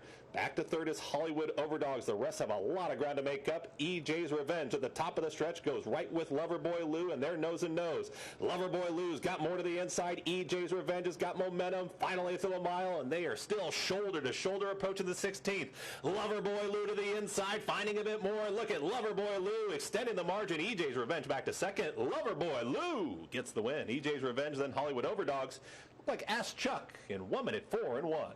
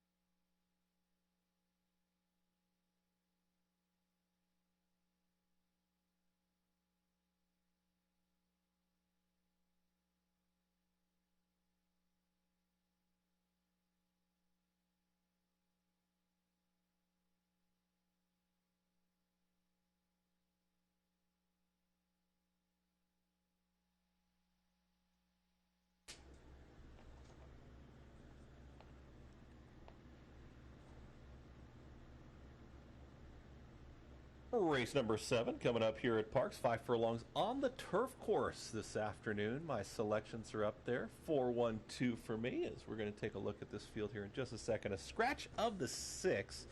That's Severe. Watch that horse on the main track, Severe, as that horse ran huge last time out. Had a replay and the whole thing, but we'll catch that horse on the main track. Scratch the alternates in here as well. 4-1-2 for me, my top selections. You take a look at the number 4, and this has been a winning angle so far here during the meet. When you take a look at some of these horses that have just gotten back on the turf, a horse like the 4 Hollywood Talent, a 10-year-old gelding. We just saw Chief Exchanger, who had that layoff, didn't quite fire. That was not the Chief Exchanger that we're kind of used to that we saw last time out. But 16 starts over the turf, 4 wins. 11 of those at 5 furlongs, 2 wins at the distance. So a hard-knocking veteran here, Juan C. Vasquez. Abner Adorno's got a win on the card already. You take a look at a horse like this, the number 4 offers fair value at 5-1. I think that's plenty of fair value here on top, right there at the morning line price. And a horse that can go 21 and 44 type speed on the turf. You know, you take a look at this horse. If he's ready, he has been able to fire fresh somewhat. It hasn't been his best. Usually second off of his layoff is a little bit better than when he's off of a layoff. But let's take a look at the number 4 and see that if he can run that 21-44 type early speed, he could be very tough to handle. I mean, look at where he was in 2019. He was running in the Turf Monster right here at Parx in a grade 3. So you take a look at a horse like that, just very game, hard-knocking veteran. We'll see if he's ready. 2 starts back, was in a stakes race at Aqueduct. It was back in 2020, had that comeback race on February 10th. We'll see if he's ready to roll here on the turf at 5 furlongs. Second choice is going to be the number 1. That's American Talent. This one's taking some action here. Anthony Nunez, another rider with a win on the card already. Might settle into a nice trip. Likes the turf. Go back to the turf efforts. 3 starts over the grass. 1 win, 1 second. 3 times at the distance. 1 win, 1 second. So this is his game. This is a 6-year-old gelding that likes the 5 furlong distance here for Ed Coletti Jr. We'll see if Anthony Nunez can work out the right trip. A little concerned about the inside post, but I think can track right in behind some of these pace setters. Has an off-the-pace type running style. If things open up, can really get rolling here late through the lane. Third choice is going to be the number 2. That's Street Tail, and you take a look at Street Tail in here. 8-1. Again, another one that I think offers some pretty fair value. And again, going back to the turf tries. You got to go back to the turf efforts here because this race is on the turf. You look through the form, some of these horses have not won over a turf course. They've tried it, and they just didn't fire with whatever those circumstances may have been. And they might be shorter prices right now. So you take a look at a horse like the number 2 Street Tail, a 9-year-old gelding. Could present some problems for the horse that I picked, the number 4, because he's got early speed. Take a look at this horse. Had shown speed, $16,000, $8,000 claiming levels. Now in this starter race, we'll see where he is on the pace. He was a beaten favorite at Monmouth over a sloppy track at the 12.5 in a protected spot here, but gets back on the turf. Like I said, 14 tries over the grass with 2 wins in 3 seconds. That's 5 times in the exacta on turf, 8 times at the distance. 4 of those were in the exacta, so 50% in the exacta on the grass. We'll see if number 2 Street Tail at a price, 8-1, should be included on your late pick 4 tickets. It's race number 7. It's coming up. It's a 5 furlong dash on the turf course. Pretty wide open as your favorite is down towards the inside of the number 1. I got to say, social media really active this afternoon. Seen a lot of folks tweeting and talking about Parx, and some folks that are visiting here the summer months. Edison, Hatter, the guy's everywhere. He's on site today here joining us at Parx, so welcome. And then we got Adam says he's watching in Maine, and he's back from vacation and watching the action. And then a lot of folks just tweeting back and forth, letting us know that they're watching. You can always tweet us at Parx Racing, tweet me at In the Grandstand, and let us know who some of your selections are. Always share some pictures if you're here on site of all the great racing action. And we're on the turf rail at 0 feet. Talk to Rich Perloff. This morning, he was talking about that 10,000 N1X condition level. If you were watching some of that TVG coverage this morning, Loverboy Lou fit it perfectly, came back and won nicely, so something to keep an eye on. We're here to handicap and pick some winners, so keep an eye on that, as Rich said on TV, and we talked about that, and we'll both be analyzing that, I'm sure, throughout the season. And then the turf course, turf rail at 0 feet, so we'll see how that affects things and changes some of the pace scenarios and whatnot, from front-running styles to off the pace as well. And we're hoping that that weather holds off for tomorrow as far as our great racing action for turning for home day on a Tuesday. 7 minutes away, race 7. It's the late pick 4. Good luck if you're involved. We'll see what's going to happen here. 5 furlongs on the turf, race 7. It's coming up, and it's next. Good luck.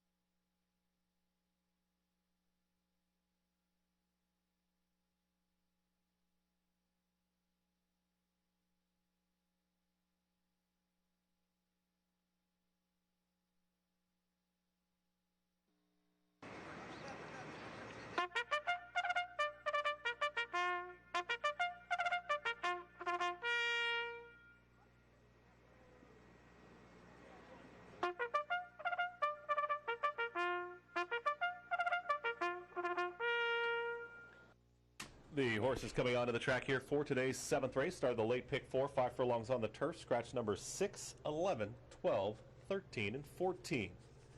Race 7 at 5 furlongs is next.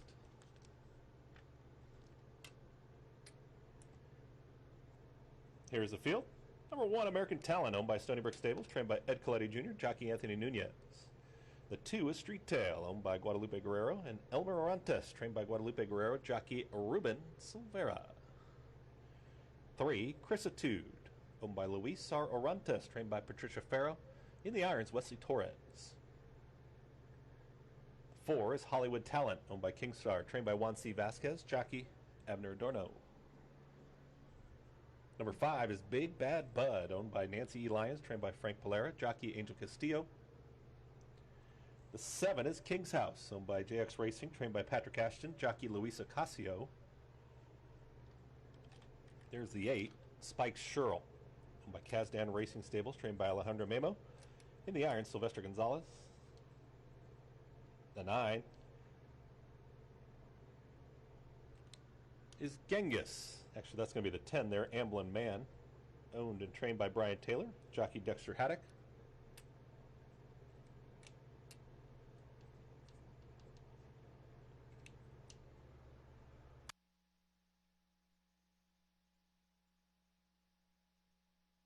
And the 9 is Genghis, owned and trained by Luis Daniel Colazzo, jockey Roberto Rosado. There's your field for today's 7th. 3 minutes, 5 furlongs on the turf. A late pick 4.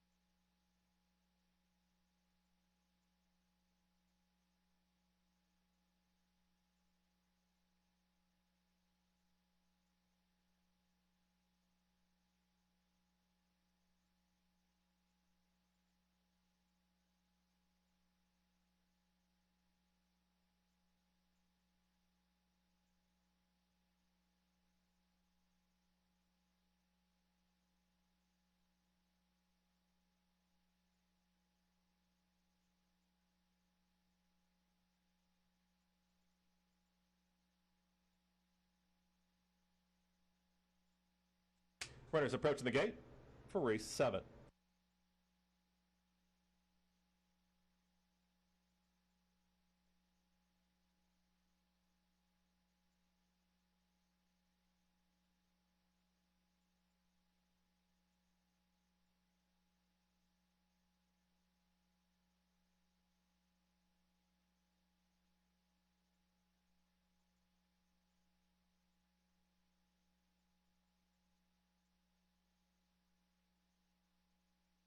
Runners at the gate, it's post time. Post time for today's 7th at 5 furlongs on the turf.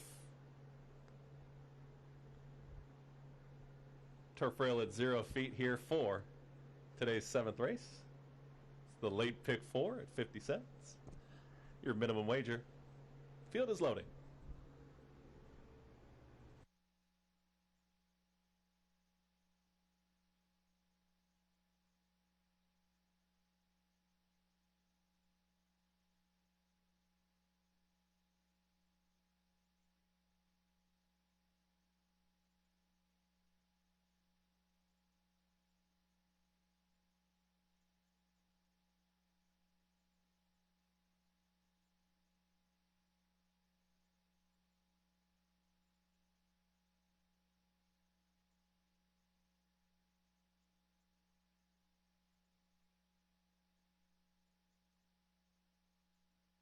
Genghis next to move in. Here's Hollywood Talent. Amblin Man to the outside.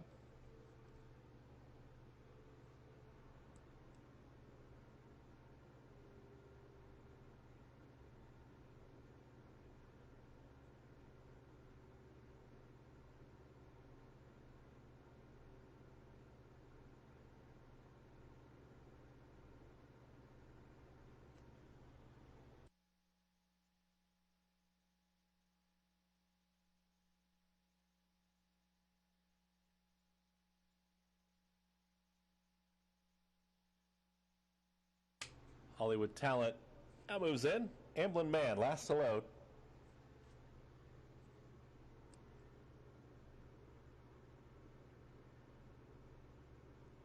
All in line. All set.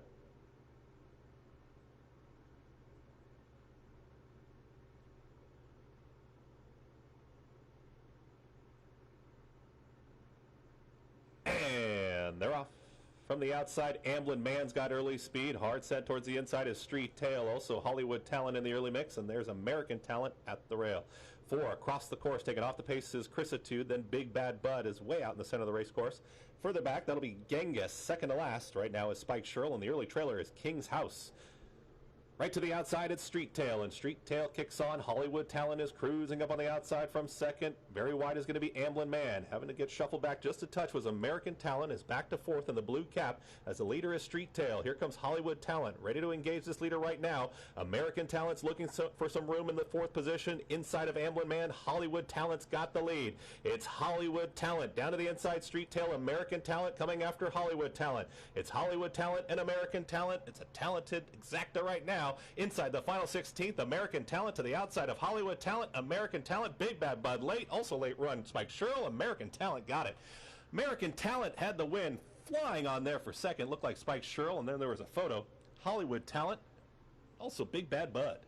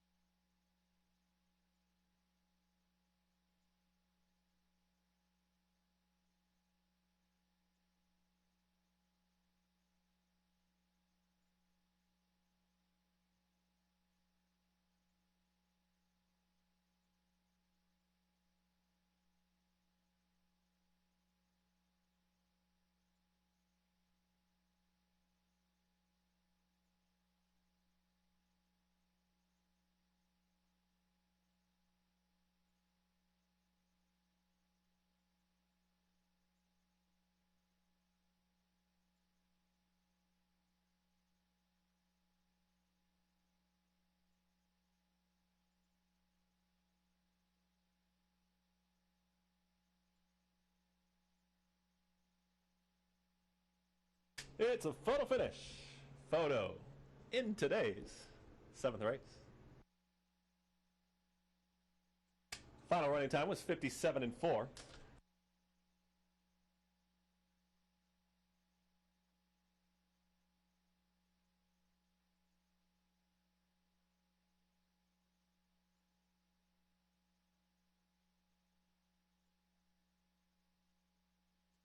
Full order of finish posted. First, number 1, American Talent. Second was the 8, Spike Sherrill. Third, the 4, Hollywood Talent. Fourth was the 5, Big Bad Bud. 1-8-4-5, your unofficial order of finish. Hold all tickets until race 7's official.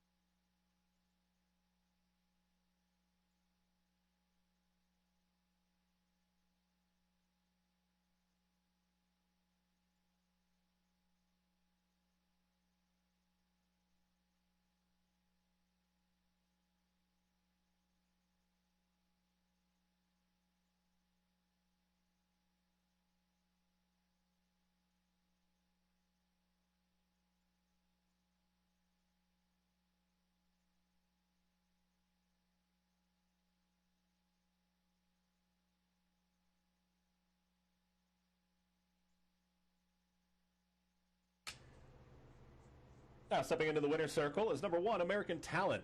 6-year-old, bred in Pennsylvania by Talent Search out of Uland. Winning owner is Stony Brook Stables. Winning trainers Ed Coletti Jr. and the winning rider, give him a riding double, Anthony Nunez. Race official.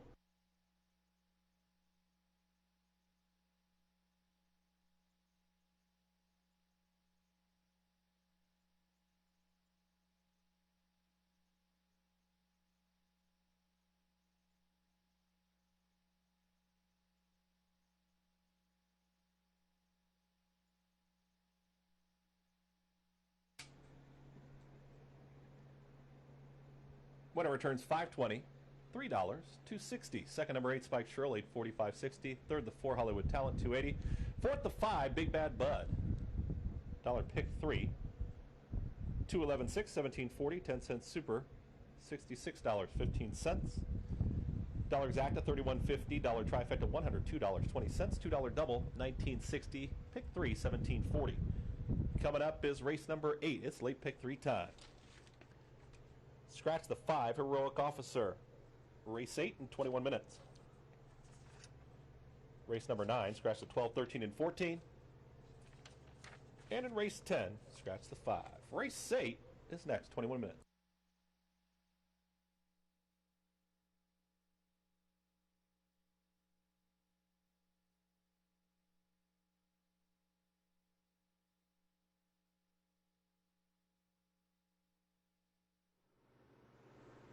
And they're off. From the outside, Amblin Man's got early speed. Hard set towards the inside is Street Tail. Also Hollywood Talent in the early mix. And there's American Talent at the rail. 4 across the course. Taking off the pace is Chrisitude. Then Big Bad Bud is way out in the center of the race course. Further back, that'll be Genghis. Second to last right now is Spike Shirl. And the early trailer is King's House. Right to the outside, it's Street Tail, and Street Tail kicks on. Hollywood Talent is cruising up on the outside from second. Very wide is going to be Amblin Man. Having to get shuffled back just a touch was American Talent, is back to fourth in the blue cap as the leader is Street Tail. Here comes Hollywood Talent, ready to engage this leader right now. American Talent's looking for some room in the fourth position. Inside of Amblin Man, Hollywood Talent's got the lead. It's Hollywood Talent. Down to the inside, Street Tail, American Talent coming after Hollywood Talent. It's Hollywood Talent and American Talent. It's a talented exacta right now. Inside the final 16th, American Talent to the outside of Hollywood Talent. American Talent, Big Bad Bud late. Also late run, Spike Shirl. American Talent got it. American Talent had the win. Flying on there for second. Looked like Spike Shirl, and then there was a photo. Hollywood Talent. Also Big Bad Bud.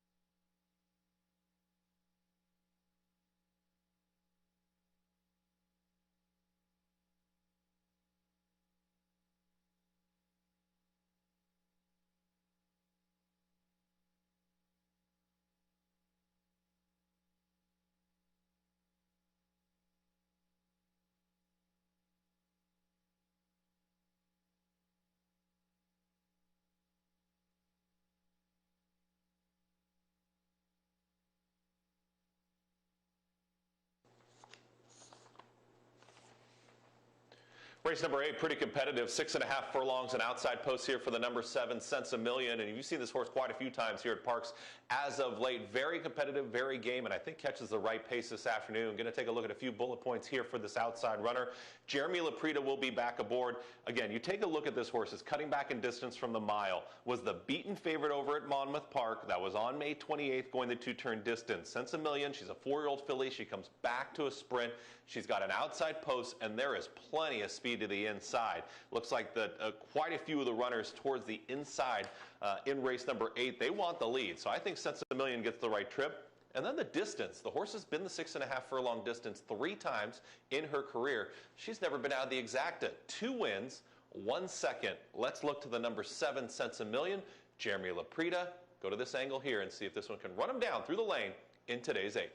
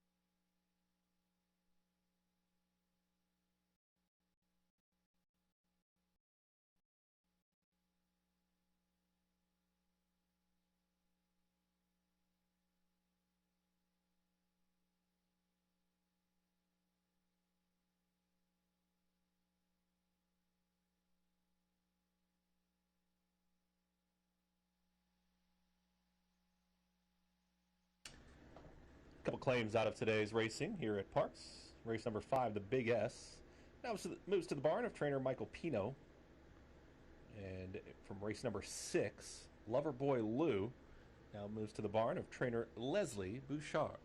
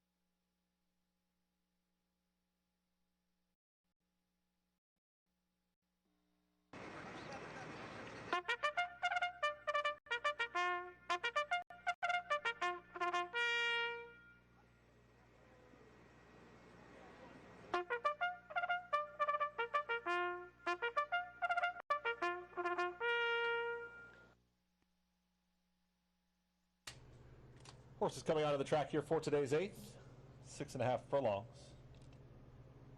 Scratch the 5, Heroic Officer. Late pick 3 is coming up, and it's next.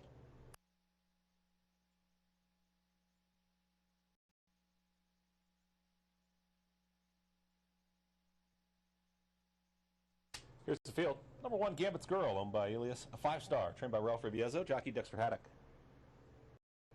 The 2 is Flashing Diamond, owned and trained by Jacinto Solis, jockey Frankie Pennington.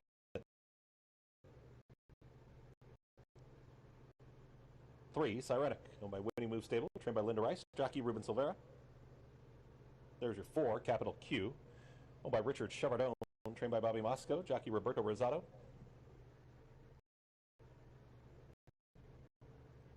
Get a look at the 6, Pretty Edgy, owned by LBR Racing Stable, trained by Richard Silliman, trained by, or jockey, Heavy on Toledo. Number 7, Cents a Million, owned by John Finelli, Long Ball Stables LLC, trained by Joseph Taylor, jockey Jeremy Laprida. And there's a 3, Sirenic, to round out your post-parade. Race 8 is coming up. It's the late pick 3, 4 minutes.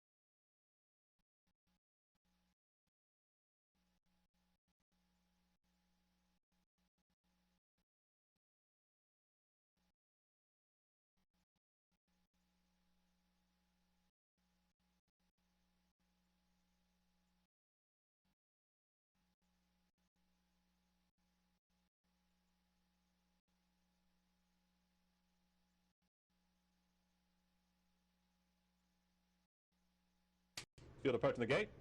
1 minute.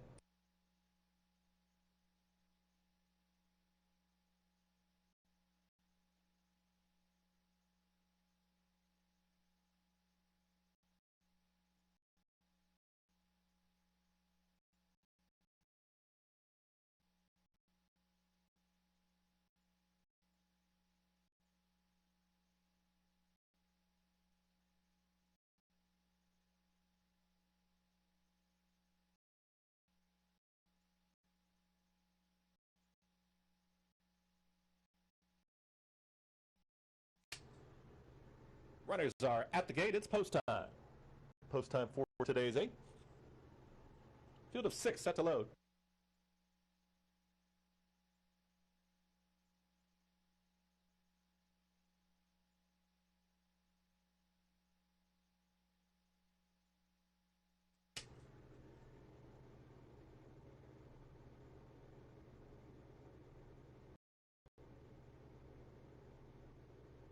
Capital Q moves in, 2 out. Pretty Edgy and Sense a Million last to load.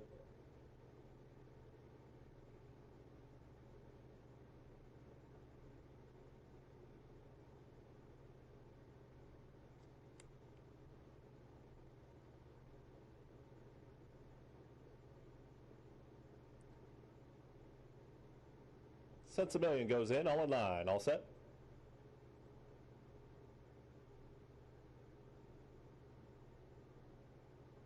And they're off. Flashing Diamond broke last. Speed from the inside. Gambit's Girl is hard set. There's Capital Q in the early mix. Out wider, also Pretty Edgy. They line up coming out of the chute. Taken back with Sirenic, and Flashing Diamond's going to have to make up for the slow start. It's Gambit's Girl with a neck in front. Capital Q is tracking in second. Pretty Edgy is 3 wide, 4 wide, Sense a Million. Now there's room for Flashing Diamonds. Going to have to check in behind runners. Is traveling behind Gambit's Girl, who clears off. Sirenic can see them all, but 2.5 would cover them all as they've got 4 furlongs left to go. Gambit's Girl will take him into the far turn, is still up by 3/4 of a length. Capital Q is ready to engage this leader. In tight at the rail there is Flashing Diamond. Sense a Million has been wide, is trying to rally there from the 4th position. Sirenic in the orange silks is moving through. Pretty Edgy is now the trailer. Gambit's Girl's got the lead from off the pace. Here's Flashing Diamond, and Flashing Diamond means business. Here's Flashing Diamond almost to put a nose in front of Gambit's Girl, who's got a battle on. Flashing Diamond is in hand. Flashing Diamond gets the cue and kicks for home. Gambit's Girl back to second. Late run here, Sirenic, Sense a Million, Capital Q. It's Flashing Diamond who's up by a length. Gambit's Girl is not going away, is trying to battle on back to the inside, but Flashing Diamond is now just opening up that margin inside the final 16. Flashing Diamond, much the best in here. It's going to be Flashing Diamond. She's in good form right now. Frankie Pennington, they win easy. Gambit's Girl there for second, got tight, looked like Capital Q outside of Sirenic in 1 minute 16 flat.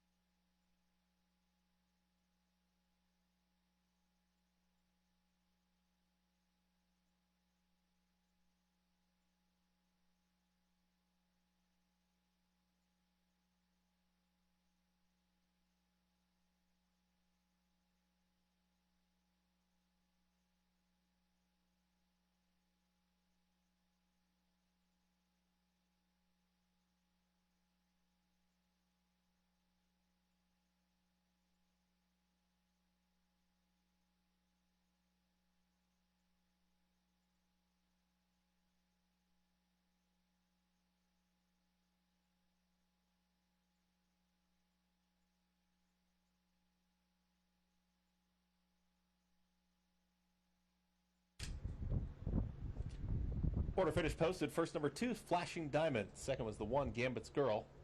Third, the 4, Capital Q. Fourth, number 3, Sirenic. 2143. Hold all tickets until race 8's official.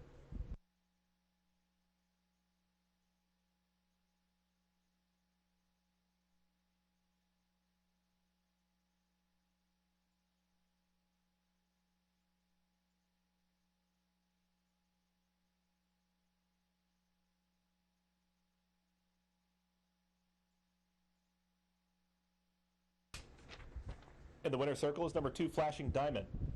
She's a 6-year-old, bred in Florida by Corfu of Genuine Diamond. Winning owner and trainer is Jacinto Solis. Winning jockey, Frankie Pennington.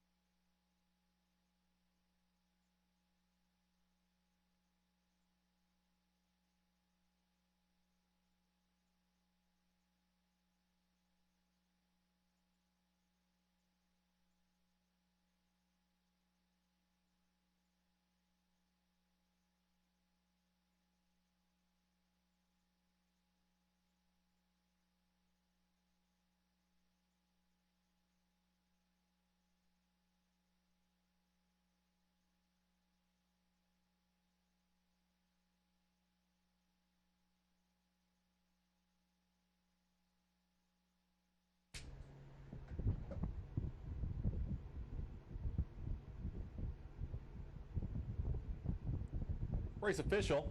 Winner turns $5, $362.20. Second was the 1, $643.80. Third, the 4, capital Q, $340. Fourth, the 3, Sirenic. 10-cent superfecta was $21, 2 cents.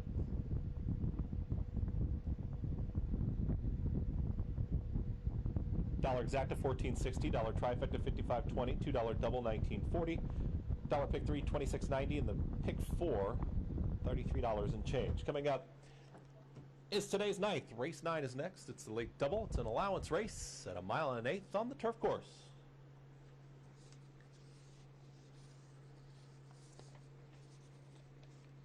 Race 9 scratch the 12, 13, and 14.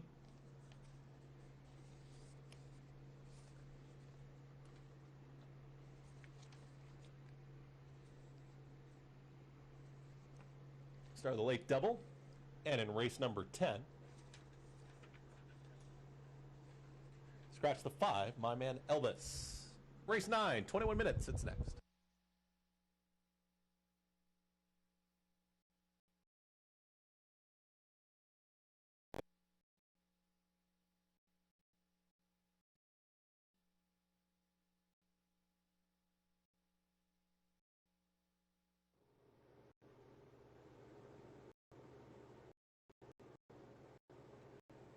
And they're off. Flashing Diamond broke glass. Speed from the inside. Gambit's Girl is hard set. There's capital Q in the early mix. Out wider. With an neck in front. Capital Q is tracking in second. Pretty Edgy is 3 wide, 4 wide, cents a million. Now there's room for Flashing Diamond. Going to have to check in behind runners. Is traveling behind Gambit's Girl, who clears off. Sirenic can see them all, but 2.5 would cover them all as they've got 4 furlongs left to go.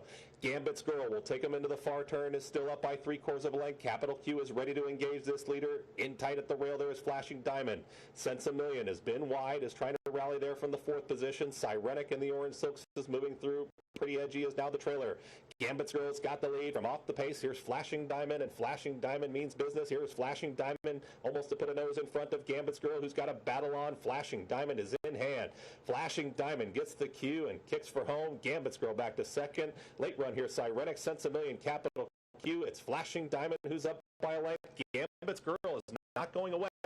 Is trying to battle on back to the inside, but Flashing Diamond is now just opening up that margin inside the final 16. Flashing Diamond, much the best in here. It's going to be Flashing Diamond. She's in good form right now. Frankie Pennington, they win easy. Gambit's Girl there for second, got tight, looked like capital Q outside of Sirenic in 1 minute 16 flat.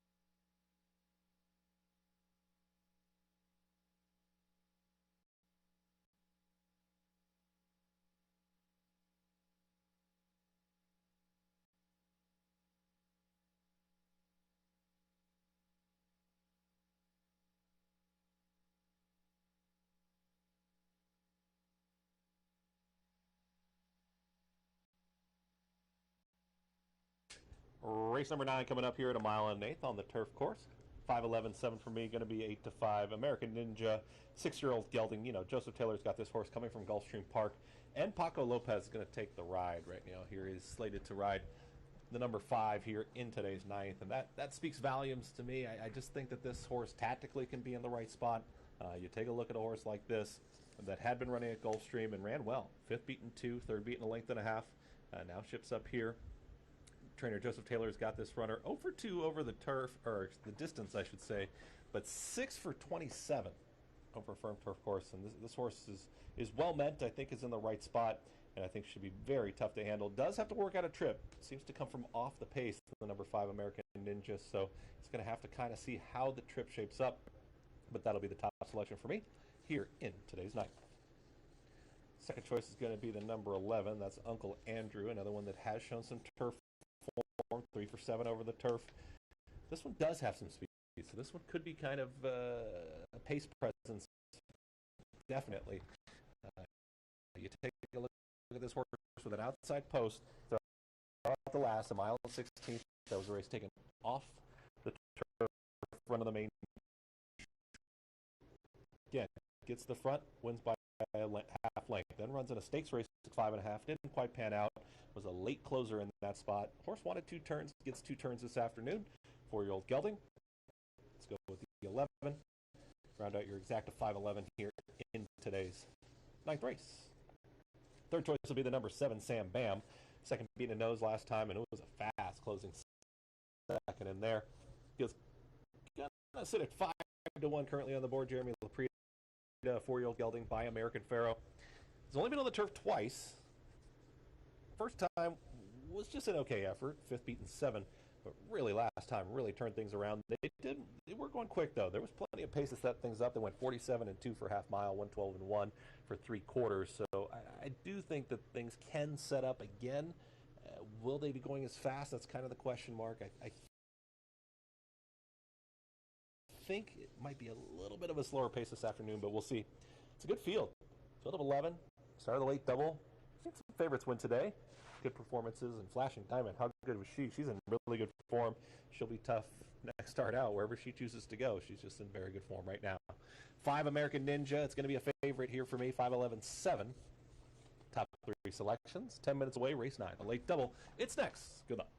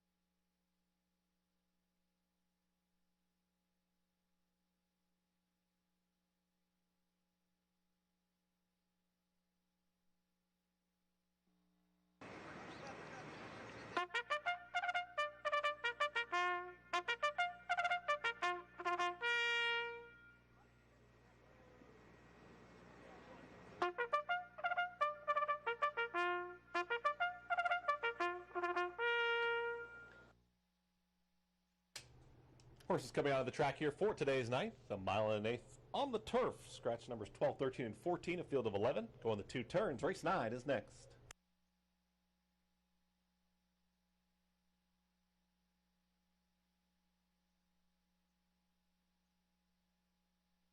Here's field number 1, Champers, jockey Angel Rodriguez.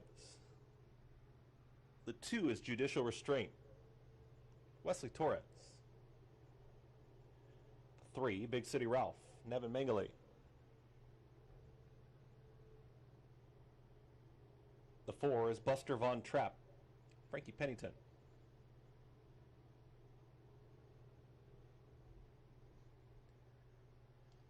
Five, American Ninja, owned by Jose Gallegos, trained by Joseph Taylor, jockey Paco Lopez. Number 6 is Atta Kid, owned by Michael D. Inferna, trained by Timothy Shaw, jockey Abner Adorno.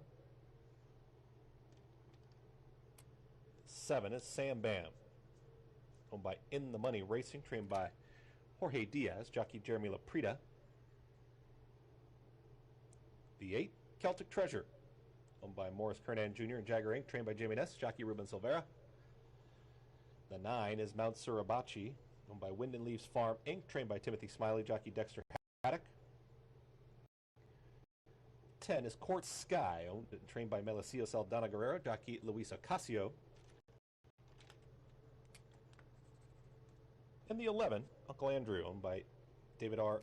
Lengel, trained by James Lawrence, jockey Julio Hernandez. That's the field for today's ninth. 3 minutes, late double, a mile and an eighth on the turf.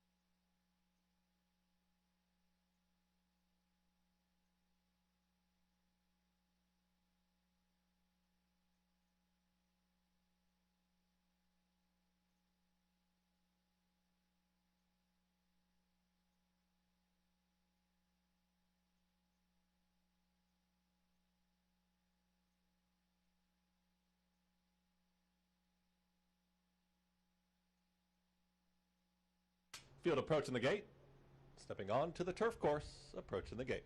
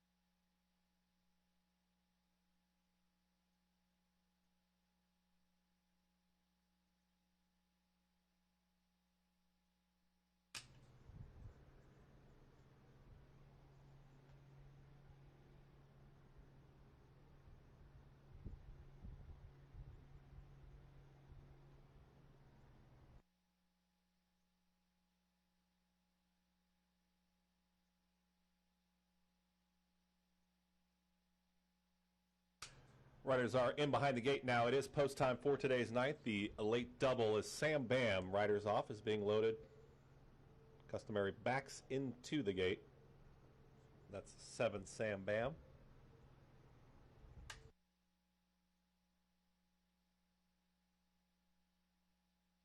Jeremy Laprida will climb aboard.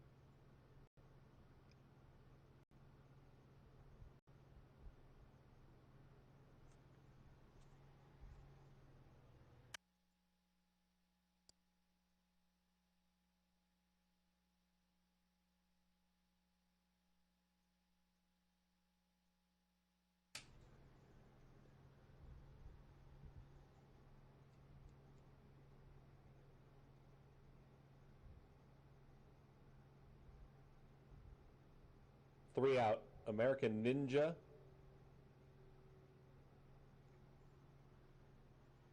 Mount Surabachi's in. It's going to be Quartz Sky and then Uncle Andrew.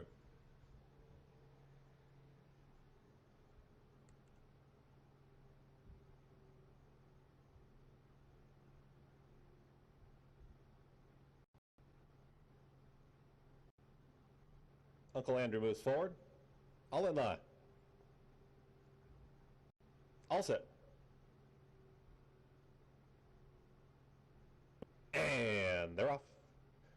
Breaking well from the inside there is Champers, who has early speed. Uncle Andrew from the far outside, and also Celtic Treasure in the early mix, taking off the pace. Buster Von Trapp. It's going to be Uncle Andrew to assume command. Is up by a length and a half. Will cross over from that outside post. Tracking to the inside is Champers. Outside of that rival comes Celtic Treasure. That's the front three.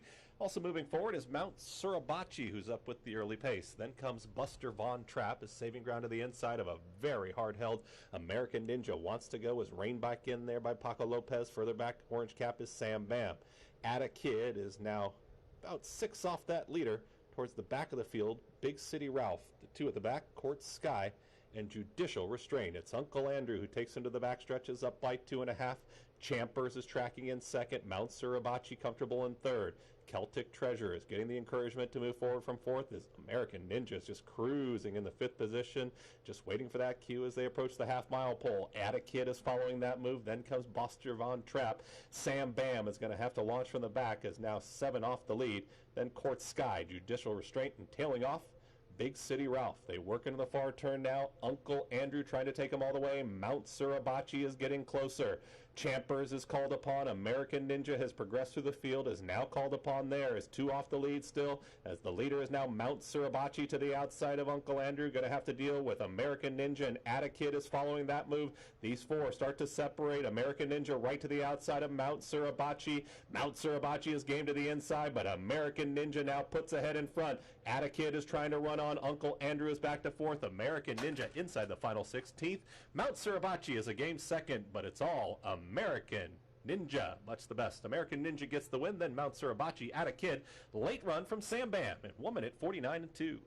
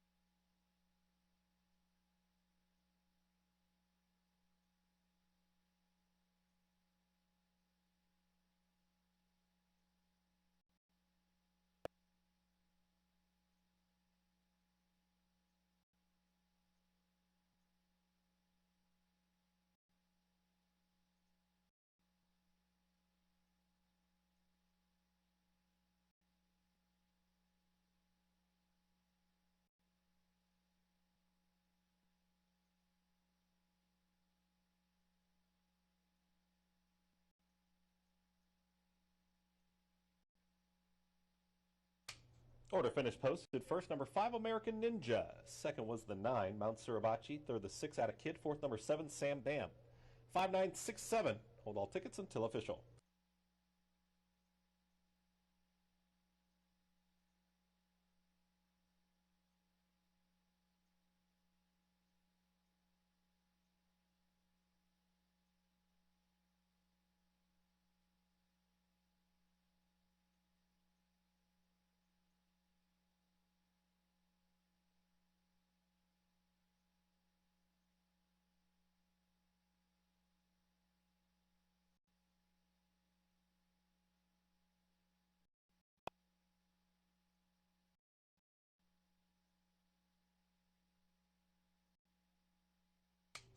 There's your numbers. 5967. Atta Kid at 25 to 1. Rounding out your trifecta. 5967. Hold all tickets until official.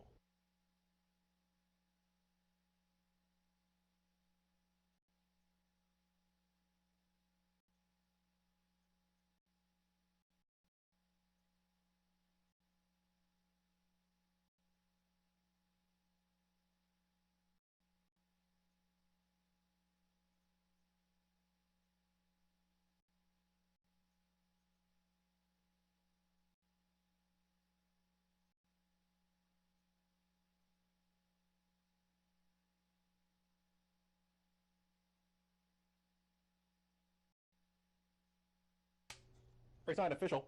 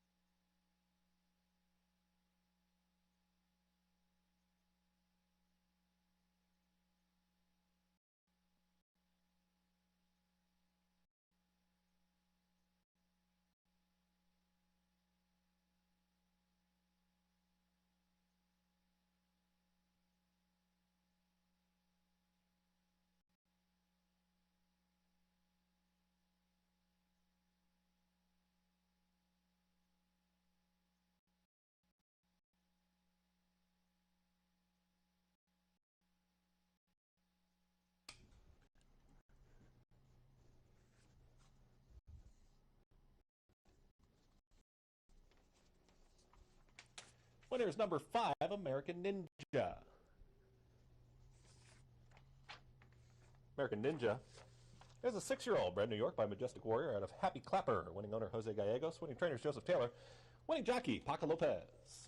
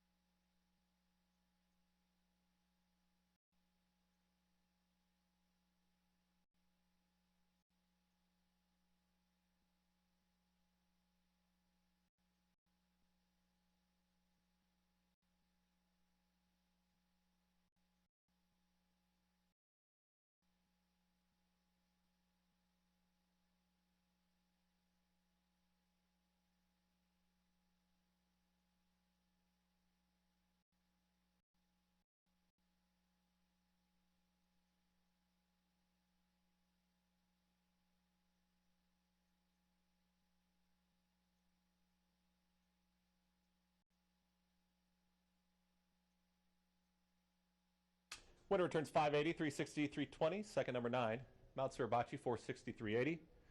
Third went to the number 6, Atta Kid, 820. Fourth, the 7, Sam Bam. Dollar exacta, $14.50. Dollar trifecta, $133.90. $2 double, $12. $1 pick 3 is $30.60. And the 10-cent superfecta, $45.02. Coming up 10th and final. Race 10 is next, a mile and 70 yards. Scratch the 5, my man Elvis. The 2 turns. Race 10, it's next in 20 minutes.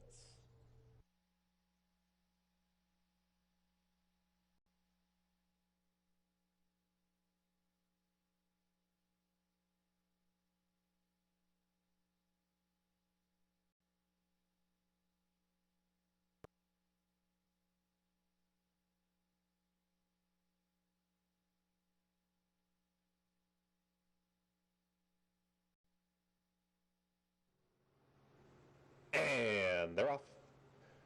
Breaking well from the inside there is Champers, who has early speed. Uncle Andrew from the far outside, and also Celtic Treasure in the early mix, taking off the pace. Buster Von Trapp. It's going to be Uncle Andrew to assume command, is up by a length and a half. Will cross over from that outside post. Tracking to the inside is Champers. Outside of that rival comes Celtic Treasure. That's the front three.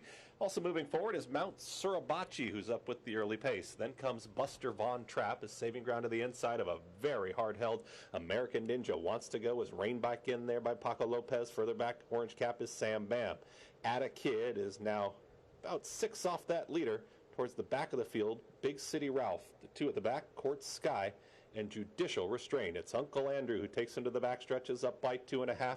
Champers is tracking in second. Mount Surabachi comfortable in third. Celtic Treasure is getting the encouragement to move forward from fourth. As American Ninja is just cruising in the 5th position, just waiting for that cue as they approach the half-mile pole. Atta Kid is following that move. Then comes Buster Von Trapp. Sam Bam is going to have to launch from the back, is now 7 off the lead. Then Court Sky, Judicial Restraint, and tailing off Big City Ralph. They work into the far turn now. Uncle Andrew trying to take him all the way. Mount Surabachi is getting closer. Champers is called upon. American Ninja has progressed through the field, is now called upon there. Is 2 off the lead still, as the leader is now Mount Surabachi to the outside of Uncle Andrew. Going to have to deal with American Ninja, and Atta Kid is following that move. These 4 start to separate. American Ninja right to the outside of Mount Surabachi. Mount Surabachi is game to the inside, but American Ninja now puts ahead in front. Atta Kid is trying to run on. Uncle Andrew is back to 4th. American Ninja inside the final 16th. Mount Surabachi is a game second, but it's all American Ninja. Much the best. American Ninja gets the win, then Mount Surabachi. Atta Kid, late run from Sam Bam at 1 minute 49.2.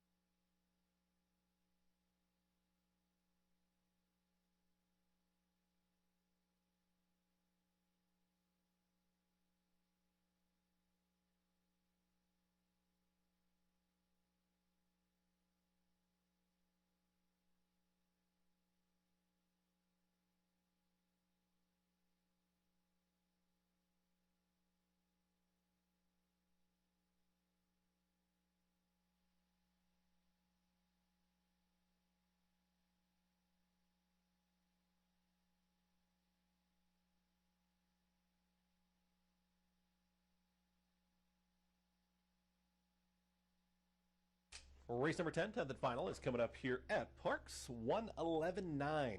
Here to close things out. 8 to 5. Oh, man.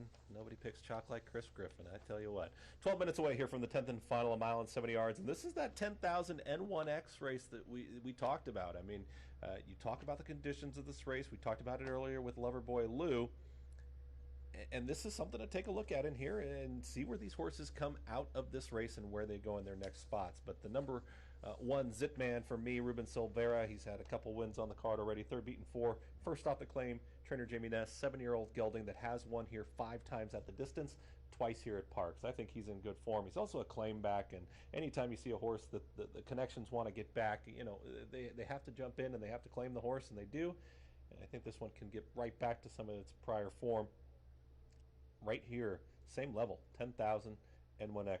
That's the one, Zitman. Second choice is the 11 towards the outside, Louis Wish, Juancy Vasquez. I think we'll do it on the front end. I mean, you take a look at the last 2 efforts, gets right to the front and it's over. We'll see if Louis Wish gets the same kind of trip. At 10 to 1, that offers tremendous value. I tell you what, I mean, this is a horse that did run 7,500 hours before and then 5,000, but they were pretty good runs.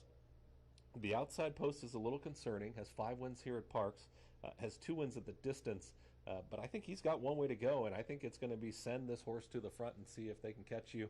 We'll see if he can rate. It hasn't really shown that ability, but the last 2 efforts, you think of Flashing Diamond. I'm not saying this horse is Flashing Diamond, but you take a look at a horse like this, Louis Wish, getting brave up front. If this horse can clear off, could be trouble for the rest of the field here at a nice price, 10 to 1.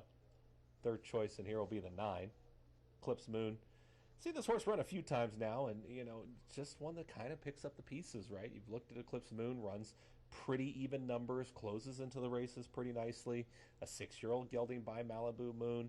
Ruperto Perez has got this one.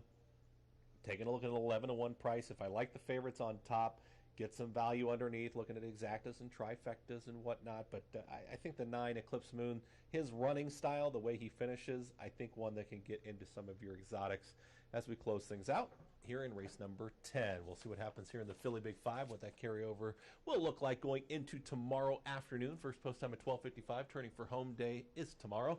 So make sure that you join us for all of the great racing action. Hopefully the weather, like we say, holds up, but we'll have an eye on that throughout the evening into tomorrow morning as well. Thanks for joining us. Plenty of action on social media, so thanks for getting involved and tweeting. You can always do that at Parx Racing or at In the Grandstand. Good hard-working people there at PTHA17. Danny Gibson down there with those videos, kind of behind-the-scenes coverage right there where the action is trackside. So looking forward to more of that coverage tomorrow. Looking forward to raising money for a great cause as well, as it's very important for the horses and their retirement and where they go after their careers are over. So 9 minutes away, race 10, 10th and final is next. Good luck. We'll see you right back here tomorrow. First post time 12:55. Returning for home day and some great racing action right here at Parx. 10th and final is next. Good luck.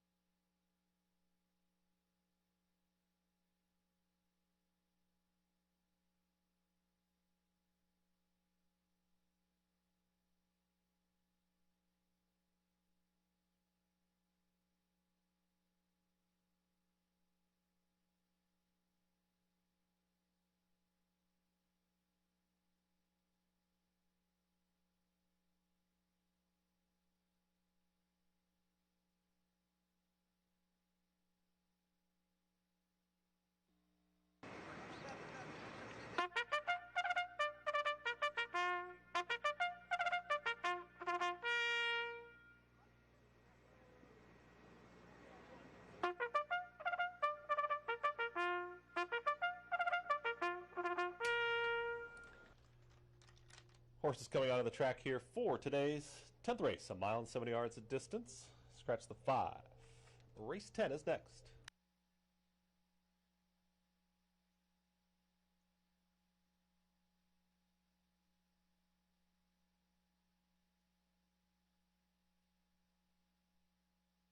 Here's the field.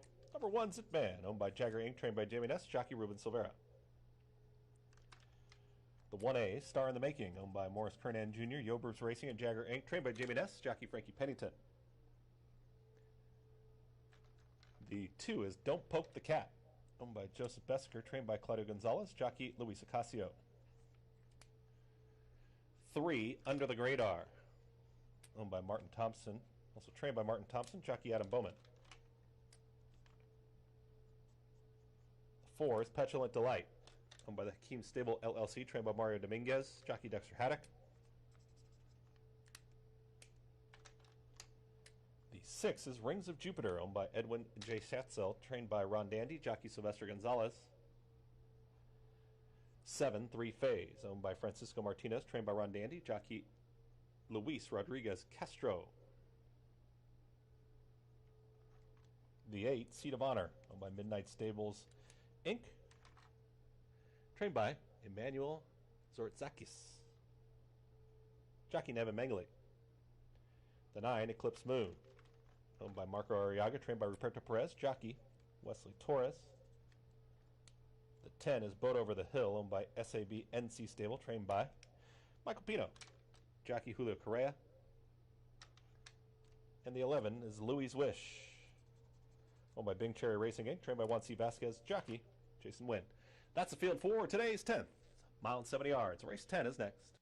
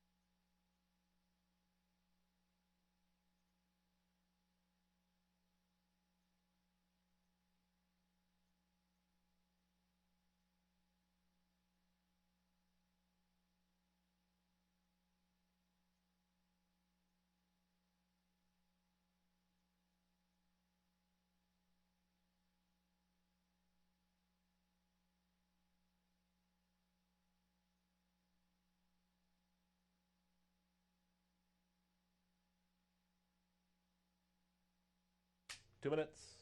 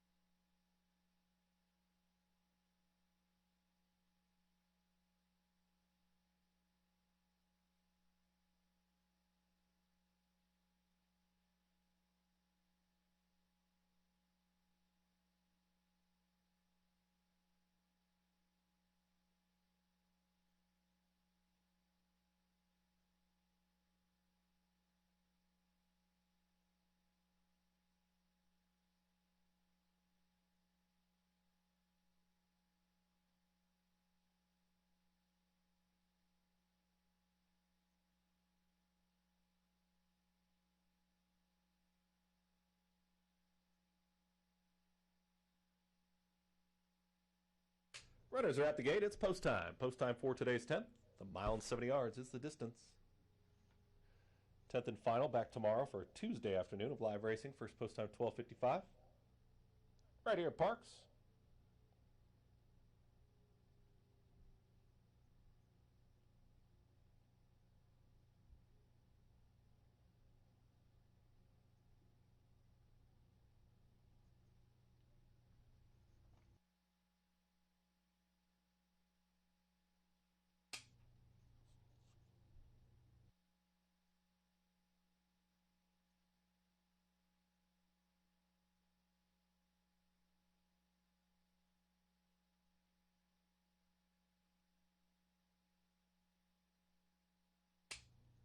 Clips Moo moves in. Actually just takes a step back now as here comes Petulant Delight.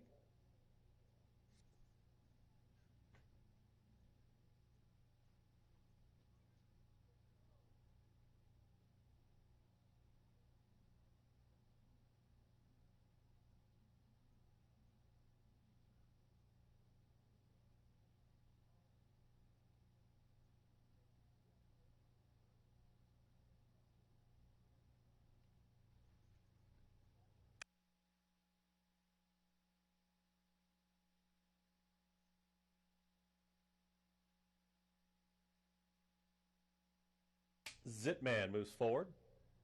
Rings of Jupiter. 2 to the outside. Boat over the hill and Louis' Wish.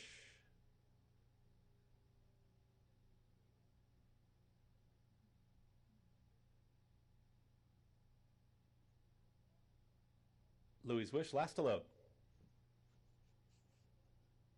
All in line. All set.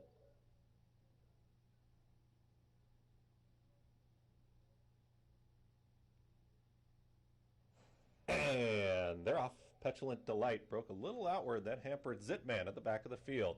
Don't Poke the Cat's got early speed. There's Petulant Delight. Hard sent. Louis' Wish wants the front. From the outside post, Louis' Wish is trying to get to that lead. Petulant Delight goes right with him, but Louis' Wish will put a neck in front. Taking off the pace now is Don't Poke the Cat. Gets a nice trip there in the third spot. There's Under the Gradar, star in the making. Zitman is trying to make up some of that lost ground there at the start. Mid-pack is going to be Rings of Jupiter. Red cap there is Eclipsed Moon towards the back. Boat over the hill. The 2 at the back. Seat of Honor. And the trailer is 3 Phase. They work up the backstretch, and Louis' Wish has company. Louis' Wish with a head in front of Petulant Delight. They're still 1-2. Don't Poke the Cat is getting closer, now within 3 of the lead. Under the Gradar is in the 4th spot. Then comes Zitman, losing ground with Star in the making. Eclipse Moon is now about 8 off the lead. They're trying to launch from the back as some of these are tailing off. Seat of Honor is moving forward. At the back still. Boat over the hill. Rings of Jupiter and 3 Phase at the back of the field. Petulant Delight has got the lead, puts away Louis' Wish. Here comes a new challenge, though. Don't Poke the Cat. Zitman is trying to make up for the lost ground under the Gradar, and they bunch up. But Petulant Delight is still 3 lengths clear. Petulant Delight's got the lead for a quarter mile left to go. Zitman in between rivals. Don't Poke the Cat under the Gradar. Petulant Delight is still finding up front. Zitman is now in pursuit, is coming after this leader who had to work very hard in the early stages of the race. Petulant Delight is still 3 clear. Zitman is just grinding away up on the outside. Petulant Delight is almost home. Zitman is closing the margin, but Petulant Delight just keeps going. Petulant Delight, Zitman, late run here from Seat of Honor. Petulant Delight, game effort, gets the win. Zitman for second, Seat of Honor. Then came Eclipse Moon over Don't Poke the Cat in 1 minute 41 and 2.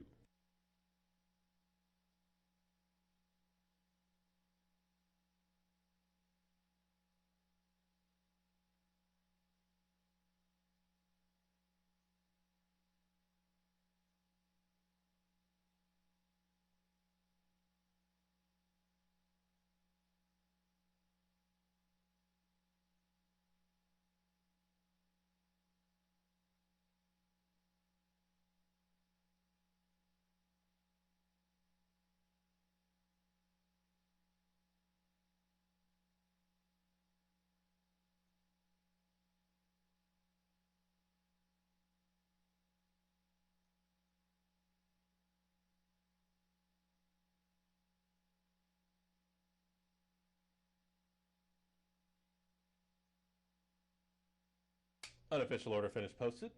First, number 4, Petulant Delight. Second was the 1 Zitman. Third, number 8, Seat of Honor. Photo for 4th.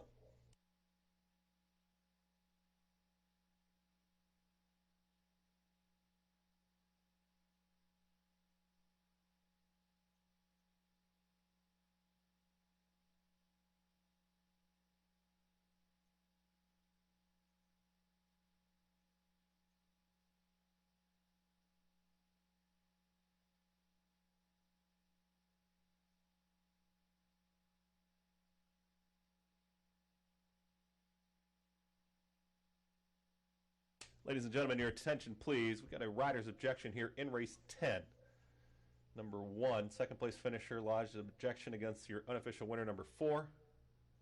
Second against first. Rider's objection. Taking a look at the start of today's 10th race.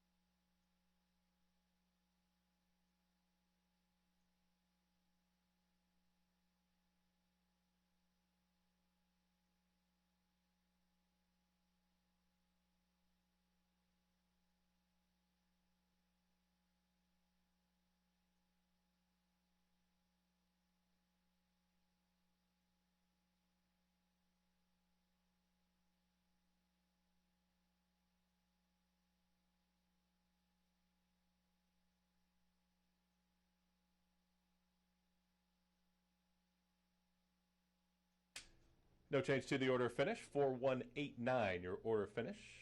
Posted on the board in race 10. Winner of today's 10th race was the number 4 Petulant Delight, a 6-year-old, bred in Florida by First Dude out of Shining Moment. Winning owner, the Hakeem Stable LLC. Winning trainers, Mario Dominguez. The winning jockey, Dexter Haddock.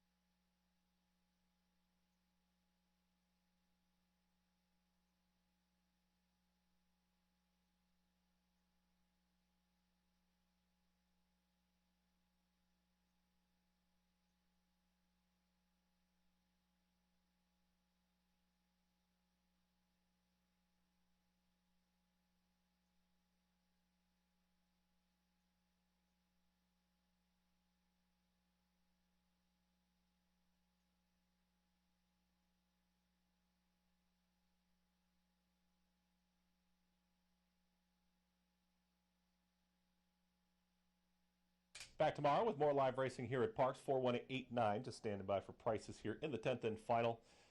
See what that carryover is in the Philly Big 5 into Tuesday afternoon of live racing, and it is turning for home day. Remember, tomorrow, first post time 12:55. Keep an eye on the weather overnight. Into tomorrow for some great live racing action. It's a wonderful card tomorrow, so looking forward to that. Raising some money for a good cause as well here tomorrow. 4189.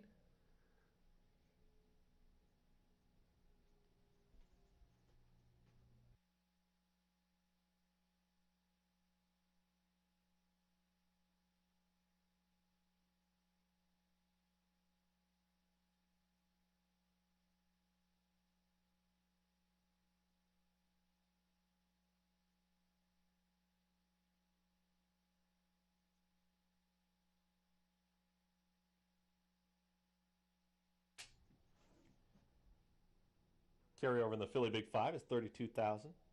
$28.94. Philly Big 5 today returned $252.20. Dollar exacta was $6.30. Dollar trifecta $35.30. $2 double $28 even. Pick 3 $29.70. Pick 4 $67.95. And the 10-cent superfecta $17.13. That concludes our live racing action. Again, there's that Philly Big 5 carryover into tomorrow. First post time 12:55, $32,028.94. Simulcast action continues on the first level. We'll see you right back here tomorrow for more live racing.